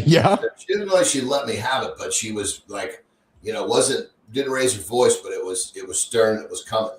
And I felt myself starting to wind up, and I was like, as I started to take the breath, the first part of the breath was quick. And yes. Okay. And I told her, I said, look, I'm going to wait, and I might not say much so I can respond rather than react to this. So don't take me not saying much for not caring. It's me keeping, you know, my space, keeping my energy nice and stable and aligned with, you know, how I can be the best for the situation. And then I bet what happened is that you both took a step back, and that when you both came together, there was probably She doesn't step back. No. Just self-proclaimed hothead. Anthony, Keith, and John this morning on Mornings in the Lab with Keith and John. We're going to wrap up with Anthony in a quick second. But before we do that, I got a segment on the show I called What the Fuck Is This? And Kai, Johnny, Anthony, I don't really know what to say about this one, except I was disgusted by this, which is why I wanted to put it on the screen. Kai, let's roll it, man. So somebody in the United States, this is horrible. This is fucking horrible. Built a website to avoid a certain race of people. Yeah. What race are we talking about? Black people. Okay. Fucking horrible, man. And what is this? Is the red the concentration, or is the red the safe zones? It's where black folks reside and hang out, and they created this website for people to avoid it. And I'm like, that's the fucking problem. Story, Anthony and John, my American friends. I'm a Canadian up here. That's the fucking problem with your country, man. What the fuck is that? I have no idea. That's crazy. You gotta fucking love this guy. He fucking claims America when he likes something, and he fucking throws it in the fucking trash bin when he doesn't. I love my American friends. That is bullshit, though. I don't like that at all. That's not very good at all. Hey, Anthony Porcaz, where can folks find you, connect with you, hire you, and work with you? The best place to find me is anthonyporquez.com. I have some free resources there that you guys can check out. And I'm launching a new course on February 23rd. I believe it's the only burnout course specifically for men that's out there. So I'm really excited to be launching that soon. But yeah, anthonyporquez.com, you can find everything there. Awesome. Johnny, closing comments for Anthony? Great conversation, brother. Pleasure to have you here today. Yeah. Thank you, Jonathan. It's been a pleasure. Thank you so much. Yeah, and dude, before you go, man, thanks for being vulnerable. You know, there's some topics we talked about today on the show that I know is not easy, and sometimes to do it live on a show with a couple dudes in a fun environment is even more difficult. So I'm really grateful that you expressed yourself and that you had the courage to talk about your story, and that's what we try to do. So thanks for that. And let me just say, too, thank you for what you guys do, because working with men, I know there's not a lot of great spaces for men. And there's not many in general, but there's not a lot that are really preaching like really, good, clean information. And so after, watching you guys over the past few weeks, I really do appreciate the service that you provide for appreciate men. that. Right on, brother. I think appreciate that. That's all. Yeah, we're trying to do something different here. We're trying to provide an environment for guys to get up and achieve their big goals and remove the barriers. You know, Keith's had his journeys in life. John has had his journeys in life, and we feel like if we can share our story along with some wonderful guests, we can help men be inspired to do some great things as well. With the first few, we try to skirt the line of being clean so we can stay entertaining. Yeah. Hence, John installed the second bidet in his house for today. I can't believe it. All right, Anthony Burkett. All right, Anthony's out of here. Lifestyles tip, reset hour 2, talking dad bod and we're talking things that men don't know too late in life. Let's do it, Kai. Reset.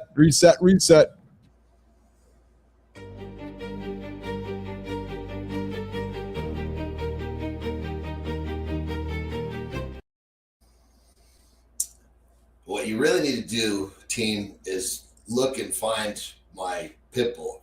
Same color, but I wouldn't be picking him up that easily.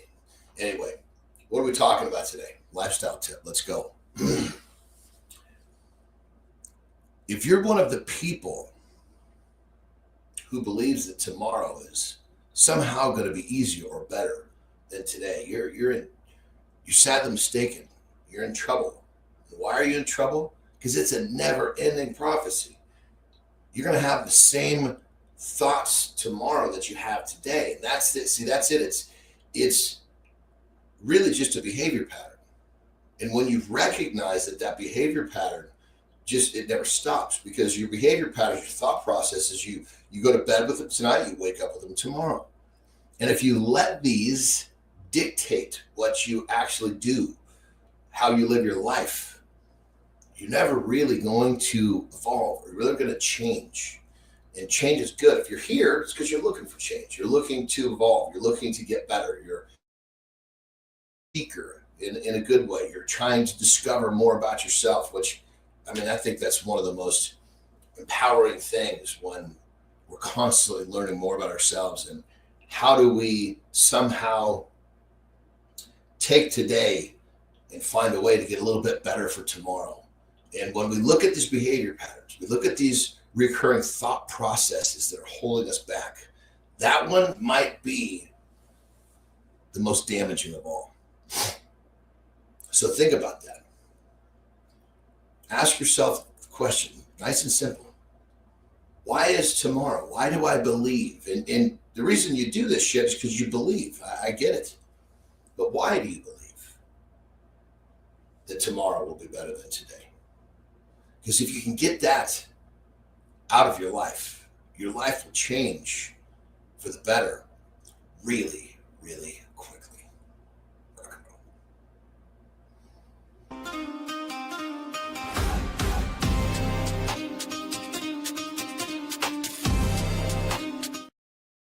All right. Welcome back. You are listening to Mornings in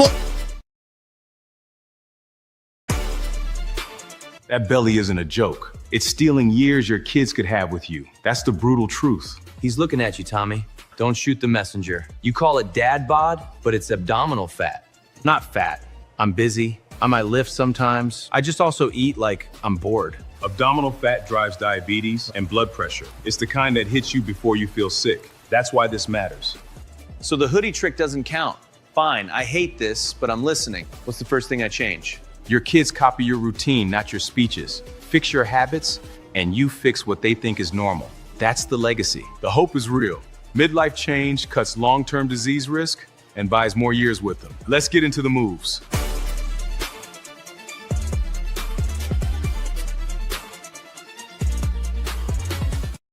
There we go. Hour 2. I knew. We were going to have one mistake in the first hour. Good job, Kai. It's all good. Hey, good morning, everybody. Welcome back. Hour 2. Mornings in the Live with Keith, John, and friends. So far, we spent some time on center stage with Anthony Porquez, breaking down why burnout is not a time waster. No, it's actually something that happens to us. Anthony walked us through what happens when men run on discipline alone. And that was a great chat with Anthony. Go back and listen to that one. Now we're going to turn the focus from energy and burnout to the body that's carrying it all. We're talking dad bod. And I think we're going to bring in Whitaker. She doesn't even know. We're bringing her up here. She's going to hang out with Keith and John. We're going to see how that first show went. We're talking dad bod, and we're talking about the things that men don't know. Coming up, second hour. Mornings in the Lab with Keith, John, and friends. Kai, don't run the segment. Let's bring in Johnny. Let's bring in Cheryl. Let's get after it. Let's rock and roll. Good morning, Whitaker. What's going on? Good morning, Keith. Good morning. Oh, nothing happening. How did it go today? Regular old day, you know. How did it go? How did it go? How did it go? Oh, it went great. It went really well, really well, and it's going to get better. Yep, it was fun. It was so much fun. Thank you so much for, having the crossover, having Sterling and Frankie and Tommy come and hang out with Beatrice and Atlas. It was just the coolest, and the team is just stellar. Awesome. Well, I'm so happy to hear that. I'll look forward to going back and checking in with your segment a little bit later today. I knew that you were in good hands, and I saw you walk into the green room here with a smile on your face. I was like, we got to bring you here to catch up. So that's good. That's good. How did you sleep last night?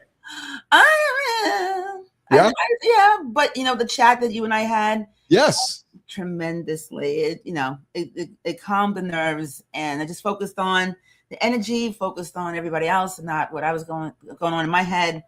Good. Yeah, it was good. Good. It's done, and that was done, right? And then you can. First one's done. Yes. Cherry's popped. It's done. Yes. Jesus. Yes. Cherry's popped, Whitaker. Yes.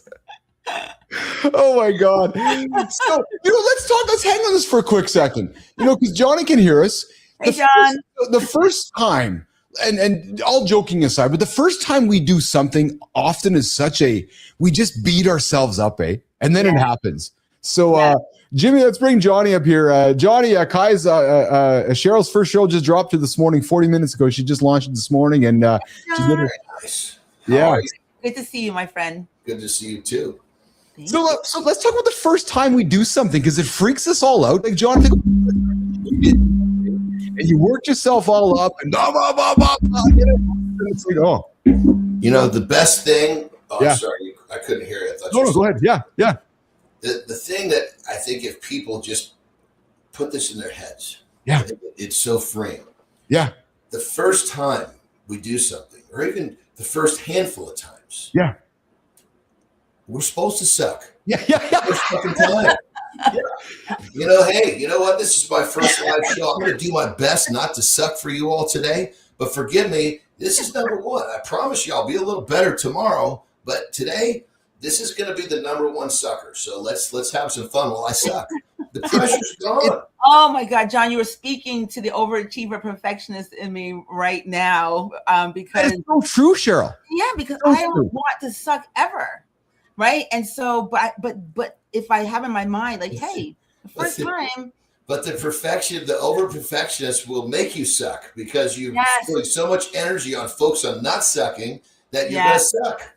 Yes. Preach it, dude. Yeah. Well, and then we all waste so much energy worrying about sucking. So people go. So Cheryl, I know you've done speaking gigs on stage. Johnny, I know you have as well. And many people do, right? We all get worked up for the presentation. It's everything is all hooey fluey. Yet everybody in the audience is feeling the same thing as you. Yeah, they're rooting for you, right? Right. So it's like if John went up there and said, "Hey, everybody, I'm going to suck right now, just to tell you guys, I'm going to suck." Everybody's going to go, "Oh." Yes. Right. But yet we don't want to do that as a human being. Yes. No, you're 100%. But you know what? I wish that I could remember. I wish that all of us could remember. Like when you get on the other side of it. Yeah.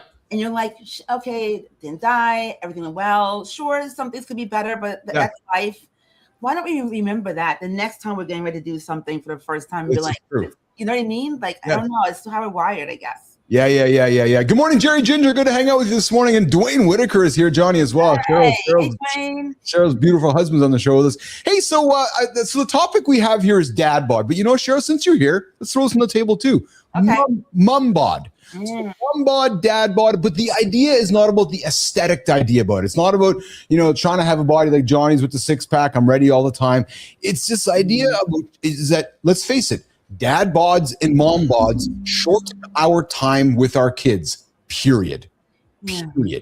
Talk about that, Cheryl. Talk about your peers, the people around you, and how and why it's so difficult for us to wrap our head around the fact that, getting up and getting after it and trying to achieve some health goals will help us spend time with our kids. Yet we don't talk about it that way, Whitaker. Yeah, I mean, because what I'm hearing is that if you don't take care of yourself in every way possible, you are shortening your time. You on are the 100%, planet, 100%. right? And so with your kids, your wife, husband, Yes. people who love you, you know, your team, whatever it is, you're shortening your life. And I could be, to be honest, completely honest, I have struggled and still struggle with watching what I eat. I mean, much better. I didn't tell you guys this, but I'm down. I am 40 pounds down over the last few years. So good for you. 40 pounds. So I love the gauge that, if everyone listen, she gauged that over the last couple of years. I heard that, Johnny, too. That's Yeah. the first thing I heard was normally, it's months, you know, because then you're fucking dealing with this shit.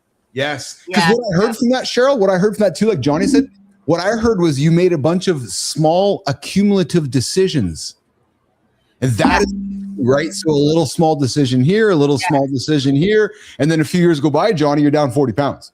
Yeah, but I also made some bad decisions too, to be honest, right? You do though. Okay. Yeah. Yeah, I make bad decisions too. Like this morning, I was so like about being on the show that I didn't work out. I promised myself that I was going to work out this morning, but I just didn't have it in me. So Johnny, what would you say? What would you tell her? Johnny, what would you tell her? Yeah, help me, John. Well, I would say, using myself as per example, I catch a sweat every fucking day before I get here. Why? Yeah. Because I'll suck a little less. Oh, yeah. I love that. That's pretty powerful. Suck a little less. Well, think about that, right? So let's play a game for a second. So all of a sudden you're doing 5 minutes of burpees, just whatever. That's what I did today. Literally, I basically I don't know how many. I did 5 total sets, somewhere between 5 and 10 per. It was my mantra tips: don't overdo it, just get it done. Yeah. Yeah, and I love that, because what I'm hearing you say then, John, is like, even if I had done like not my whole, you know, upper and lower, if I had just done something. Yeah, 5 minutes. 5 fucking minutes would have made 5 you check the box. You know, just literally like, it's crazy. I just was warming up my hips, and my hips were a little tight from playing pickleball yesterday. So I was just warming up my hips with some body weight squats, real deep. Got my heart was pumping a little bit, breathed hard a little bit. Just after my warm up, I was like, "Fuck, I feel better." Hey, Johnny, I could have probably, if I wanted to, if I really wanted to chance it, I probably could have just stretched out my warm up. Right. Yeah. But it was just, it felt good. I wanted more of it. Your warm up is probably my whole workout. Here's a question for you guys. So, what's harder for men and women, Cheryl? Is it harder for us to face aging or accountability?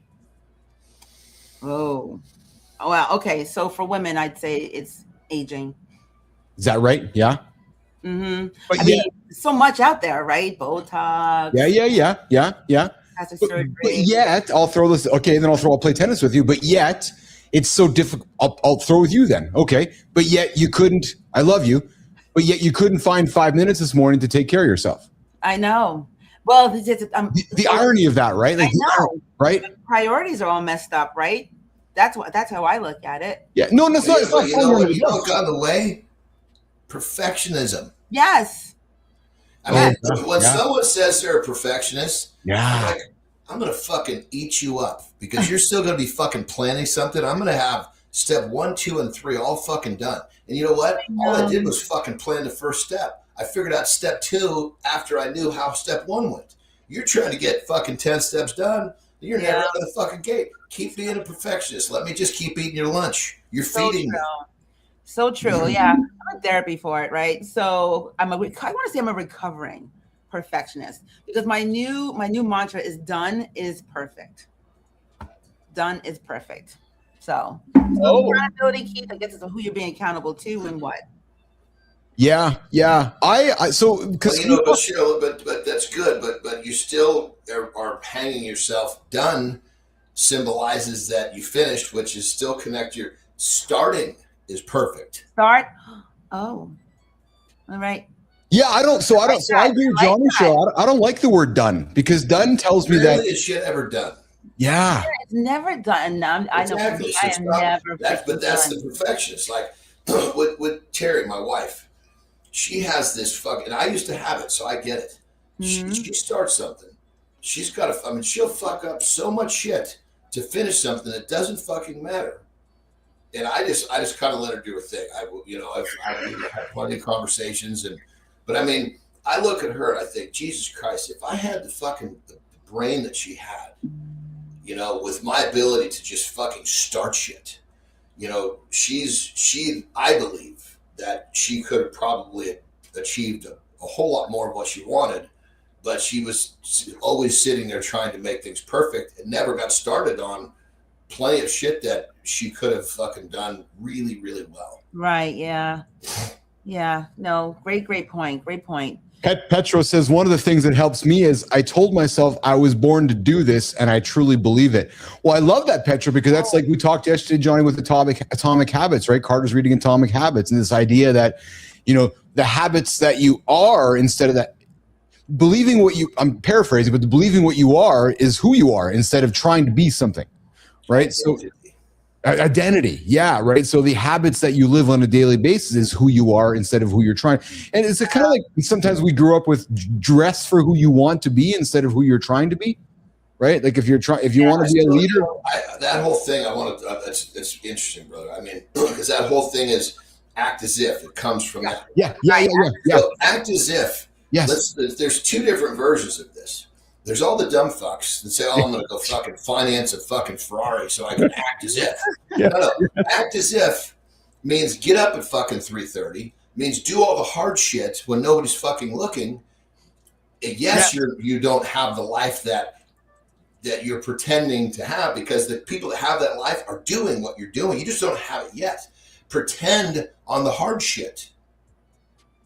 That makes sense? It absolutely does, 100%. And when you act as if, like, okay, that fucking gazillionaire, whatever it is you want to be, does all these hard fucking things. Yes, he has a fucking Ferrari. So I'm going to act as if I have his life, and I'm going to start behaving like he does.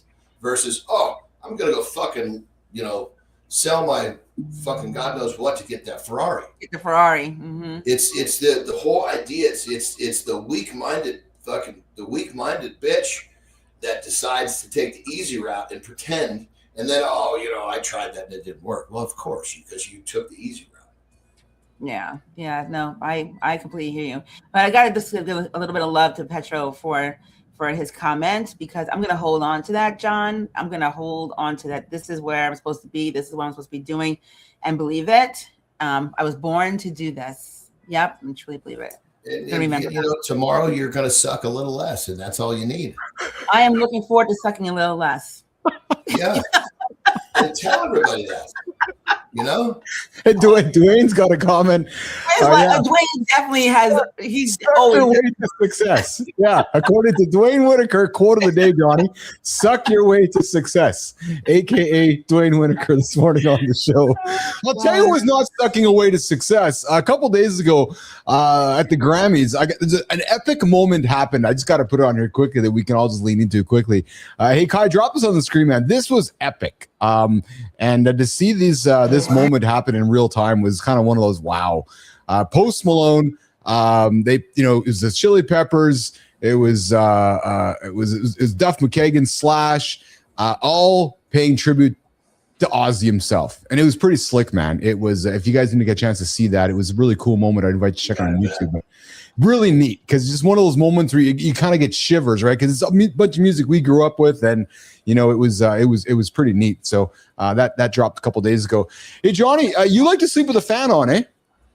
Right in my face. I know you do. Yeah. Well, I got something for you. Did you know sleeping with a fan can not only help you, but it will still dry you out? Kai. Did you know that sleeping with a fan on is fantastic for cooling you down? But at the exact same time, it might actually be drying you out completely?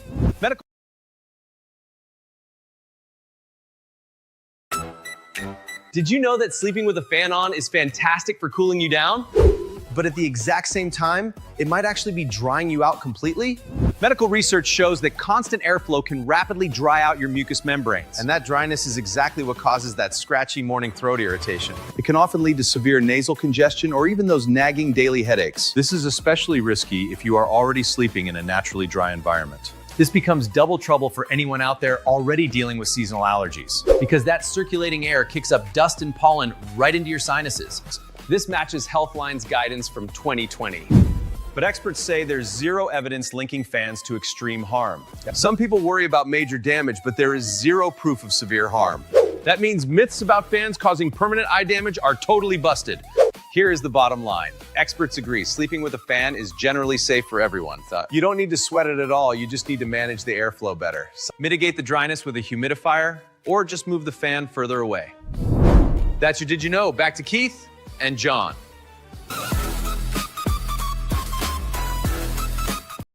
I was listening to some of your hacking couple days, Johnny. So I was thinking, maybe it's the fan on your face, brother. No, dude, it was called swallowing some coffee down the wrong fucking pipe. But you gotta, you see, here's the thing: you start using a fan, right? And you wake up and you're fucking hoarse the next day. Oh, the fan! Okay, there's this really, really crazy concept that the body is fucking amazing at. What? Adaptation. Give it some fucking time. It will learn to deal with that, and you'll have no issues. I have no issues, but obviously, when someone that is not used to it, of course, it's gonna. Yes. I mean, I sleep with the fan right on me. I'm you do too. You do too. I'm in menopause, so I need it, right? But I wake up and my throat is dry, etc. Have you guys seen those tape you can like? Don't tell me you tape your mouth too, Whitaker. No, that looks scary as hell. I'm afraid I'm gonna die in the middle of the night. No, I'm not doing that. But I'm just saying it probably would help. But I'm a mouth breather, so. Yeah, no, I don't tape my mouth, and I don't put a fan on my face either. No, I don't do any of that. Cheryl, what do you got going on today? Oh, I'm gonna breathe, eat some breakfast, celebrate with my family. Everything that happened today. Yeah. And then get back to work. Yeah, there you go. There you go. Hey, did you watch Dukes of Hazzard's show growing up? Yeah, I think Yeah, Johnny, you watched Dukes of Hazzard too, did you not? When I got the chance to. Fuck. Yeah. Much of that. Daisy Dukes. The Daisy Dukes. Yeah, remember this banger? Hey, Kai, let's run this one. Remember this banger? See if they got it ready for us. Oh yeah, so there's a. Yeah, there was a clip here which was Waylon Jennings playing us the song that what was that? How did that song go with the Dukes? I can't remember how it was going, but it's just a good old boys. That's exactly what it was. Yeah, very good, John. Yeah, we're running the wrong clip here, Kai. There's a clip there in the X clip there with the song of just the good old boys with Waylon Jennings. That's some pretty good stuff. I think the second one's never meaning no harm. Yeah, that's exactly it. I love that. I love it. That's about as deep as I can go, though. Hey, I was singing some Three Dog Night yesterday. Exactly. Hey, Johnny, I think we should realize there's nobody ever sings on this show. We try. Yeah, well, that's exactly it. Yeah. That's exactly. Challenge. Hey, John, before you go.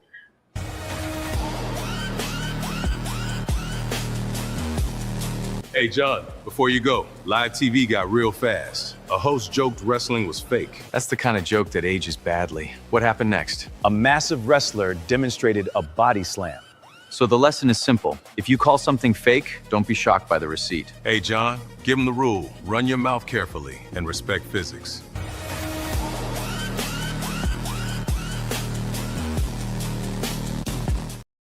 We're all similar age here, so we all grew up in the era, Cheryl, which was is wrestling real or fake? And I remember seeing this clip actually, because this is a funny one, Johnny. So if you can rewind this one, let's just pull. Watch this, John. Just throws him to the ground. My God. No padding. I think that's a padded floor, though. If you look closely, is it padded? Yeah. Well, look, you see the seams? Oh yeah. Oh, you. Yeah. The difference between a kid putting on slammed on a mat and a fucking cement, because if he was getting on the cement, he would have to be making sure his feet hit first to break the fall of his hips, which didn't happen. Oh, so back it up there for a second. So when you're doing a body slam, you want to get the feet first, Johnny.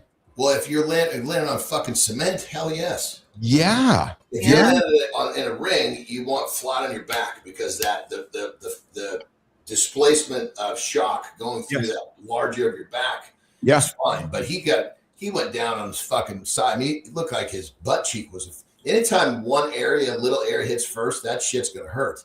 Well, and that's on cement. That's fucking limp. That's gonna be limping time. Yeah. There was the longest time, which was there was the constant debate whether wrestling was fake or not fake. And remember that show? Remember? It was. Yeah. I think it's still going on, isn't it? No, wrestling's still going on, but it's not fake. It's all. Listen. I think wrestlers are some of the greatest athletes, stunt performers. Like the work they do. It should have been explained like this. Look, it's a very physical play. The play's already been written. Yes. Actors are carrying it out. Right. So is the play real? Yes, but it's already the storyline is predetermined. Oh, I like that. A physical play. Put it too. I like that too. Yeah. It's physical story. The whole fake or not, what are we talking about? Are we talking about that people are getting dropped? That's not fake. Fake is the fact that predetermined, just like a play. Right. The actors are following the fucking script. Dude, that's fucking brilliant. Love how you drop that. Hey, before we all go here, and before I walk you guys out of the lab, just quickly, I grabbed the coffee with our guest from yesterday's show, John. What an interesting fellow, man. After the show, like his demeanor continued. Alan Baker, right? And he never dropped any names of people that he worked with. He didn't do it on the show. Didn't even do it with me after. But man, so I don't know. I didn't realize this, and Anderson, I don't know if you picked up on it either. To this day, he still doesn't have a TV or a radio. Really? His master. I didn't catch that. I know that he said, well, what he said was, I don't watch TV, but you hear people say that all the time. When he was a teenager, he had a master, one of his gurus or masters said to him, I challenge you to not watch TV or radio for 1 year. He's like, I did it. He goes, it changed. I realized how powerful it was. Wow, that's incredible. He said it changed my life. And he goes, from that point on, I decided not to watch TV or radio. But get this. So he's in the protection business, right? I said to him, I said, there must have been people you were protecting. He goes, oh yeah, I was protecting some dude.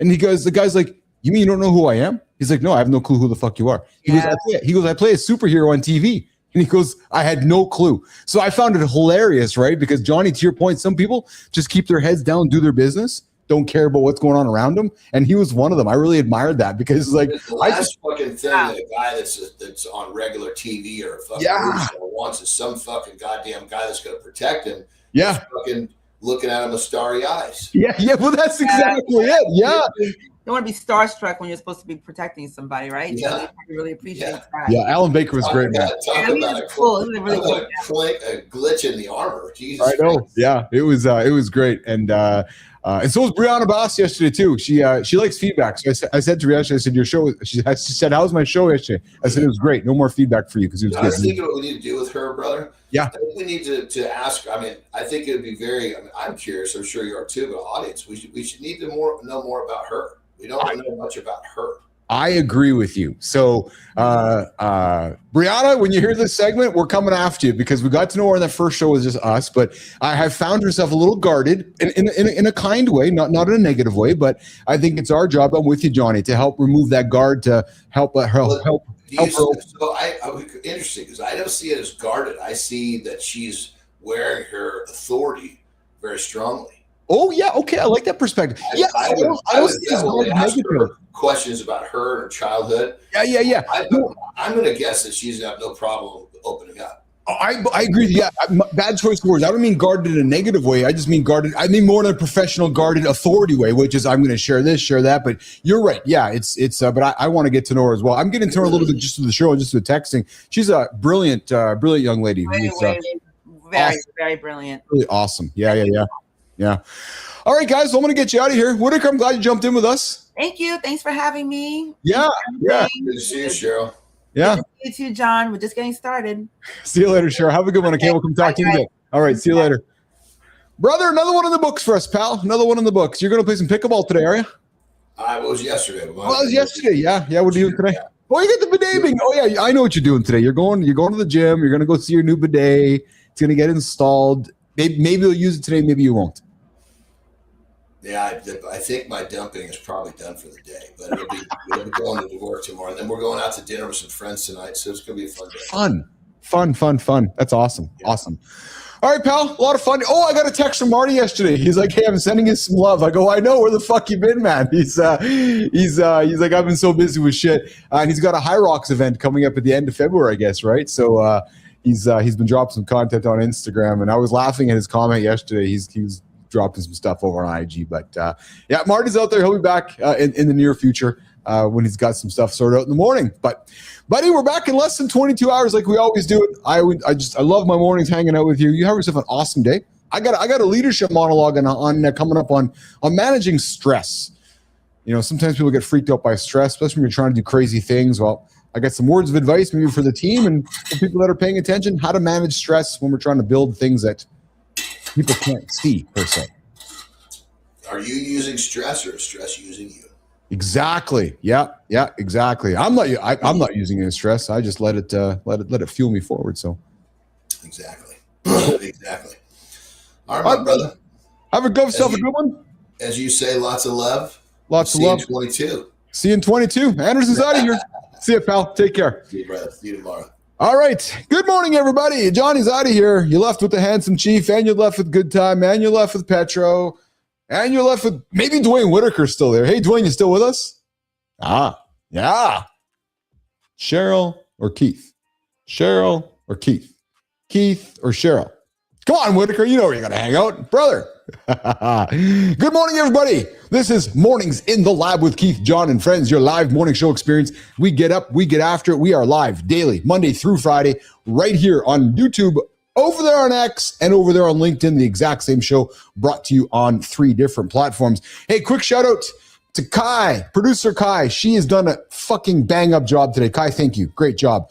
I know that you were nervous doing it here today. And with Jimmy, you know, kind of turning his back on us, going to help Cheryl launch her show, I was left with Kai. So Kai, great job. Thank you for that, even though you dropped the ball during the deep dive reset intro. But nobody paid any attention. Nobody noticed except for me. Yeah, true story. But no, we're not gonna get angry about it. I'm kidding. A lot of fun. All good. All right. So listen, we're talking stress. We are talking handling stress. And this monologue coming up, truthfully, was inspired by my teammate, my colleague, Jimmy. We had a conversation a couple days ago just about building things and how we handle stress around our families, how we handle stress collaboratively and together, how we handle stress around our family and our kids, and how we handle stress when we're building something that perhaps people can't see or don't know what we are trying to accomplish. So coming up, Morning Focus, a segment that I have called Paying the Price on Purpose.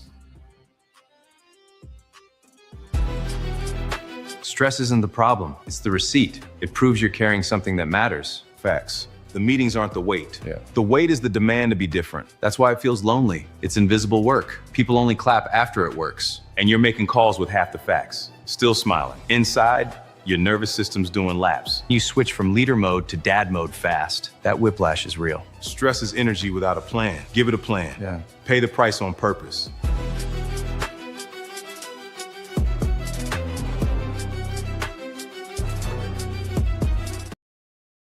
You know when you're watching something and you notice the little tweaks of improvement? I love it. I love it. I love watching little 1% of improvement because I can see it, team. I can see it and I fucking love it. Great job, you guys. All right, hey guys, listen, stress isn't the problem. As you heard Preston say, no, stress is the receipt. It's proof that you're carrying something that matters. And it's great because as I was crashing last night, I saw the team getting ready for Cheryl's show. And they were all getting after it. Why? Because it mattered. Were they stressed? Probably. I told them not to be. I encouraged them not to be because I knew Cheryl was. But it was proof to me and proof to them that they were carrying something that matters. And maybe some of you today are carrying something that matters and it's stressful. That's kind of the point. But here's the part that nobody tells you when we step into leadership. That stress isn't just work. It's not the meetings. It's not the inbox. It's not the fire drills. It's not the, can you jump on a quick call? No, it's not of that at all, actually. The real stress is the demand to be different, to build different, to think different, to live different, to be the kind of dad that your kids don't fully understand yet because they can't see what perhaps you're building. You see, all they see is the late nights. They see you staring at a wall like you're arguing with a ghost. They see you saying, not tonight, kids. And they don't know that it's not because you don't want to be with them. It's because you're trying to build something that gives them choices later. That is what many can't understand or see. And that is the loneliest kind of stress. Because when I can see the future, but all those that are around me can't, that is stress. And that is because leadership is mostly invisible. People love the outcome. They want to know what the end is. You heard Cheryl earlier. Done. No, it's not done. Never done. People love the highlight reel. Fuck, Facebook has made a whole career on highlights. People love, how did you do it after it works?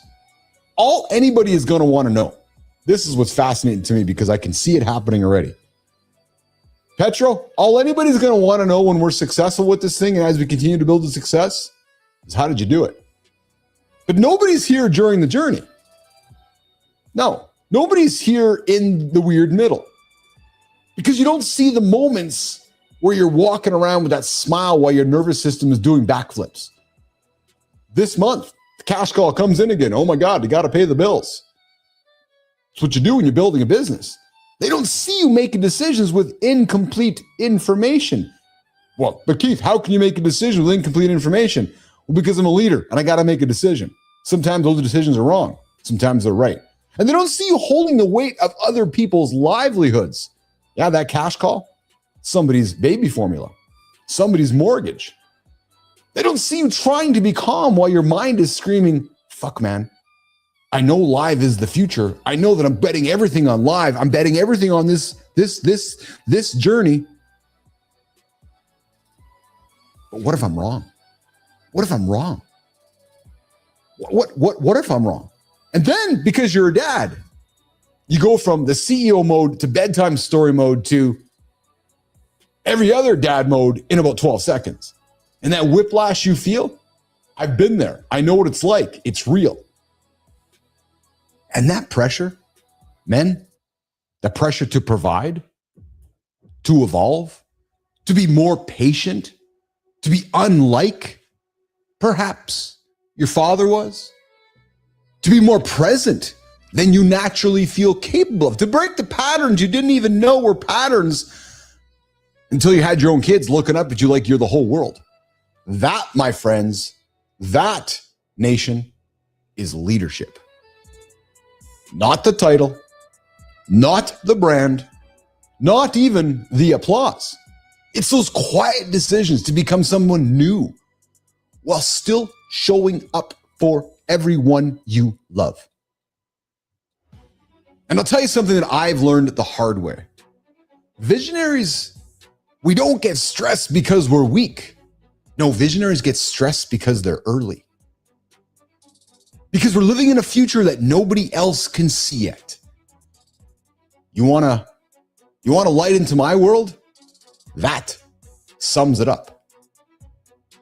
Because you're living in a future that not only nobody can see, but you're building a bridge while you're standing on it. Think about that. Think about March 11, 2024, when there was no bridge here. There was just nothing. A concept, an idea, a morning show, a conversation that would go Monday through Friday at 8 o'clock. And then we added a plank to the bridge. And then we added the next plank to the bridge. And along the way, I'm betting on myself that there is proof. And I'm asking my family to trust my story that I just can't fully explain yet. Because my story, Cheryl, it's not done. It's not finished. So yeah. Jimmy, I'm talking to you. You feel that stress? Good. Fucking right. Good. Because that means you're not sleepwalking. And that means you're not playing small. And that means that you are in the arena. And that means you are on your way to the stage. Because those that aren't handling the stress are going to be stuck up in the stands. But you've got to stop treating stress like it's a character flaw. Because guys, stress, it's just energy without a plan. So my invitation is this: give that stress a plan. Turn it into structure, turn it into rituals, turn it into action. That anxiety you feel when you get up, replace the anxiety with action. And when you feel that familiar weight in your chest, you know it, I know it. I have it at the start of every single month. I warned my beautiful wife on February 1st. It's the new month. I'm at a race against to March 1st. I got cash calls. I got people to pay. I got a vision to uphold.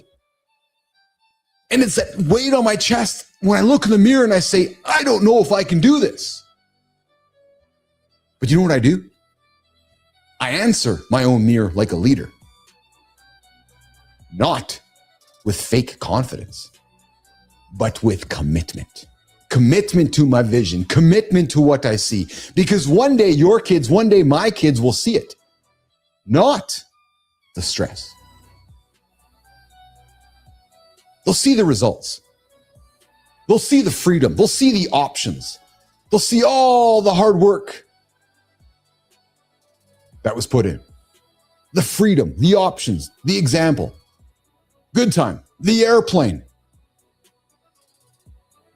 And those kids will realize that you weren't absent. I wasn't absent.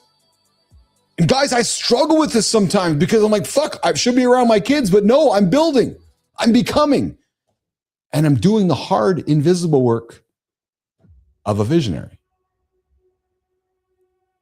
And that, my friends, is what real leadership costs. So as we slow up and wrap up this monologue, you still want to be different? Good. Good. Be different. But use that intention to pay the price on purpose. Your life can look stable, respectable, and successful, and still feel wrong. Not broken, not failing, just misaligned. Today's Community Corner sits in that uncomfortable space. Decisions made without permission. Fathers who never said the thing you needed. Leaders exposed by how they treat people when patience runs out. Over to you, handsome chief. Let's get into it.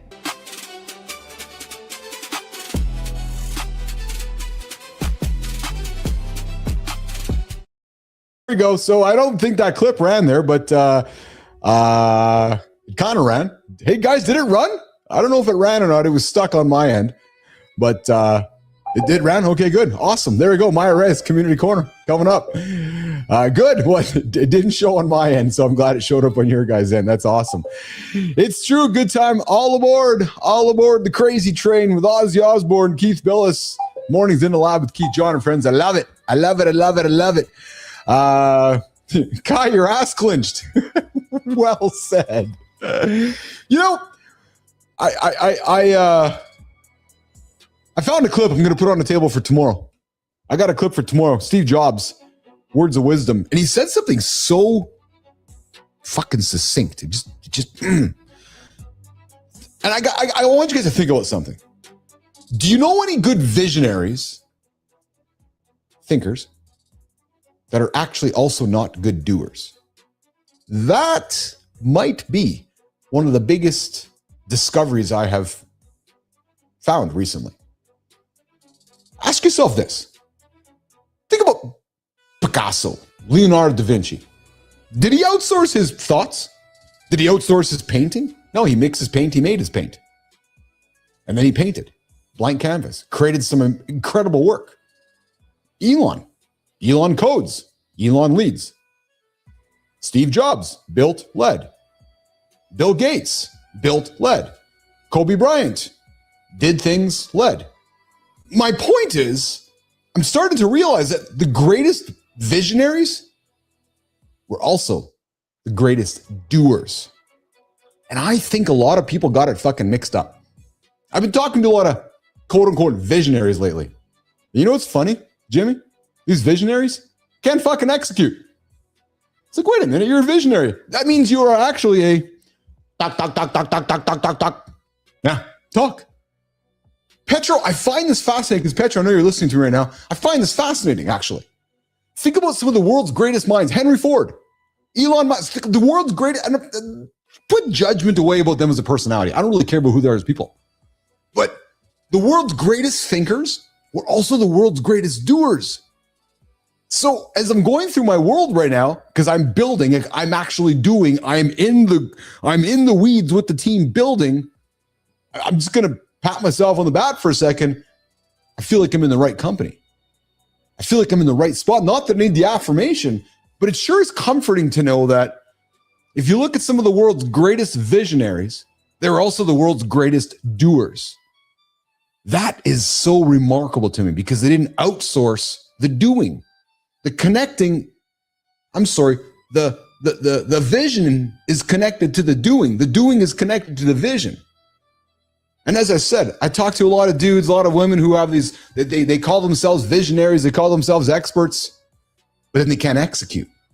It's like, oh, yeah, you're an empty visionary who can't get things done. We're going to talk about it with Anderson tomorrow. True story. All right, Community Corner with Maya Reyes and myself, Keith Billis. We're going to start the conversation over on why smart men stay stuck. Really? Is that where we're going today, Neiman? You're taking me there? Yeah? Why smart men stay stuck. Fuck, I know where they start. I don't even got to tell you why. They're busy talking. Busy talk, and also busy hitting the snooze button. But anyways, all kidding aside, in a video by Coden Obscure, a scene from a Werner Herzog documentary is referenced where a lone penguin breaks from the group and walks away on its own. And Coden uses the moment just to show that what happens when someone stops justifying their life and finally commits to a direction. Stop using explanation to delay commitment. Stop negotiating your direction with the crowd and accept that real conviction often will look silent from the outside because the shift isn't emotional or dramatic. As Coden says, it's behavioral. Look at the penguins. That explaining, it ends. That action, it begins. So here's something I want you to think about today, guys, on behalf of Coden Obscure. Too many people stay stuck because they keep talking instead of deciding. Oh, it's just like I talked about the visionary and the doer. Talk. Listen, I know I talk a lot on the show, and when I got a platform to share my vision or to share what I'm passionate about, I talk. But if there's one thing I know that I'm also good at is doing. And I think that is one of the biggest challenges for us is adding the doing to the talking part. And it appears that Coden Obscure agrees as well. All right, let's keep it going, guys. Let's keep it going down to, we're going to head on over to, looks like we're heading on over to Substack. And over on Substack, it looks like we're talking about the quiet damage of emotionally absent fathers. Boom. Some wounds stay open because we keep hoping for a different ending. Well, writer Shahab Joy reflects on growing up with an emotionally distant father. Hey, us Gen Xers, didn't we all? We all love our dads, but isn't that how it was? Petro, Good Time, Sully? Wasn't the idea of having an emotional, connected father weird? It's like, what? Emotionally connected dad in the 80s? What? Emotionally connected dad in the 90s? What? That doesn't really work. And no, and not abusive dads and not cruel dads. No, just unavailable dads. Think about that. The realization is not that the hurt didn't count. It's that waiting for recognition or apology keeps you anchored to that childhood. And I'll be vulnerable. I struggled with this for a long time growing up as a young man. Wanting my dad's approval, wanting my dad's love. No, you're right, Howard. It just didn't happen. It did not happen.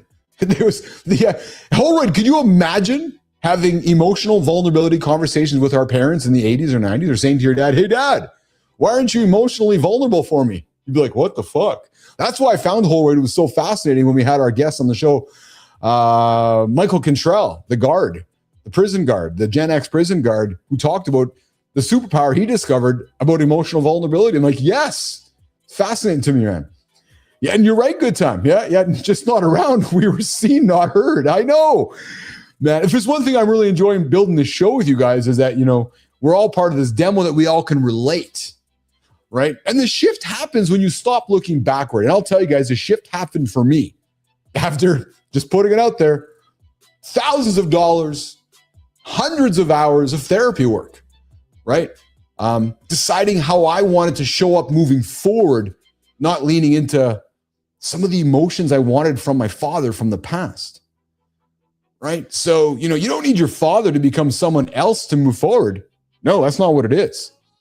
You need to stop outsourcing your growth to a past that isn't changing. And I'll tell you guys, I had to figure that out. Love my dad to pieces. But it took me a long time to put that past and recognize that it wasn't going to change so that I could move forward. Petro says, my dad is the best. He's always been available. Oh, I love that, Petro. That is fucking awesome, man. Hey, Petro, we should have Dad on the show, maybe, eh? We should bring Dad on the show, actually. I'm thinking that, Papa Petrocelli probably would have some pretty fun shit to talk about, actually.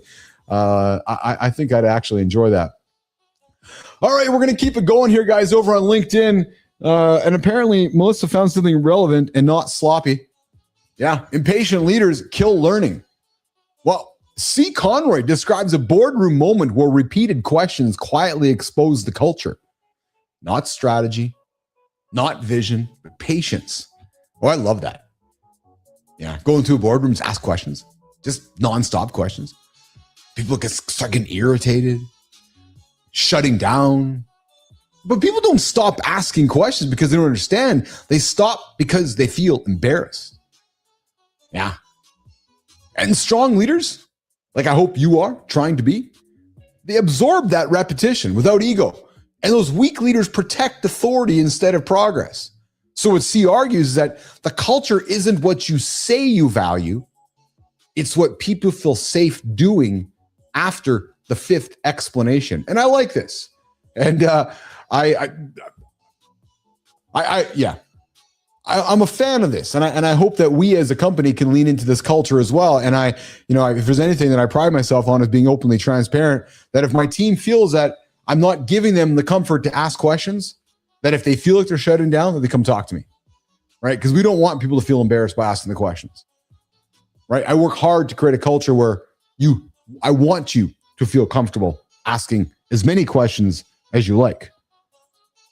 Unless you're Mildred, who asks questions nonstop. I'm kidding, Mildred. Hey, Maya, how many questions do you ask every time? Let's get out of here, Maya Reyes.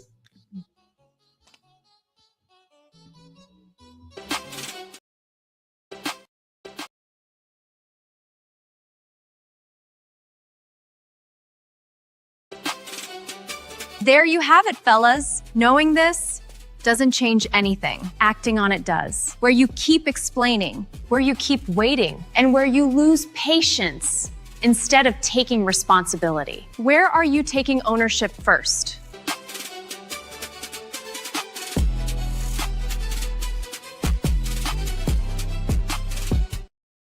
Adam Holroyd says, the only time I've ever seen my dad cry was when my grandfather passed. Holroyd, I think we might have the same dad. Yeah, although my dad now is more emotional than ever. Love you, Dad. But yeah, I can relate to that. Hey, Jimmy, we should have a little contest inside the house, and we should all put $1 on the table for every question Mildred asks. Yeah, see who can retire first on the money we make from Mildred's questions. I love it. Hey guys, wrap it up yet another show. Yes, thanks for hanging out with us today. Hey guys. Hey, was Anthony Porquez intimidated? Maybe just a little bit? I don't know. Just wondering. Hey, do people come on the show and sometimes feel intimidated? I feel like they do sometimes. I don't know why. You got some little dude here in the cold country of Canada with some big dude there in California trying to do some fun shit. And I don't know, maybe a little intimidating. But I'll tell you, Porquez made it very clear. Burnout doesn't come from bad calendars. It comes from men running systems that drain their energy while telling themselves discipline will eventually fix it. We had a great discussion. Cheryl Whitaker joined us after her show today about dad bods, mom bods as well. We talked about abdominal fat, heart risk, and making decisions that we hope will help us raise our kids. Not worrying about the abs, not worrying about the great quads or the great chest. It's about hanging out with our kids as they get older and their grandkids. We even talked about how, raising our grandkids mentally makes us sharper. There's some research showed that at the top of the show. Cheryl Whitaker dropped in to talk about launching her first live show on our network. It starts with Joy. She gets after it every single day live at 8:30 Eastern time right here on the Mornings in the Lab live network. We got in some trending topics. Lizzo, Serena Williams, Dad Bod stuff. Grandkids may help grandparents with memory. Tomorrow, from broken kid to elite warrior, Don Mann on pain, discipline, and never quitting. Retired Navy SEAL, New York Times best-selling author, and a man who chose suffering on purpose and built a life around discipline, endurance, and responsibility. Guys, we're talking pain, we're talking standard, we're talking why resilience still matters. And the topic of the day is one that's going to challenge a lot of parents. Gentle parenting is failing. We're going to talk about it tomorrow on what might work in 2026. So guys, get me out of here. Let's get after the day, nation. And hey, we will see you. No, Cheryl goes every Wednesday. Did I say every single day? Yeah, every Wednesday, live, 8:30, right here on Mornings in the Lab. All right, guys, we'll see you guys tomorrow, less than 22 hours. Kai, thank you. Jimmy, thank you. Melissa, thank you.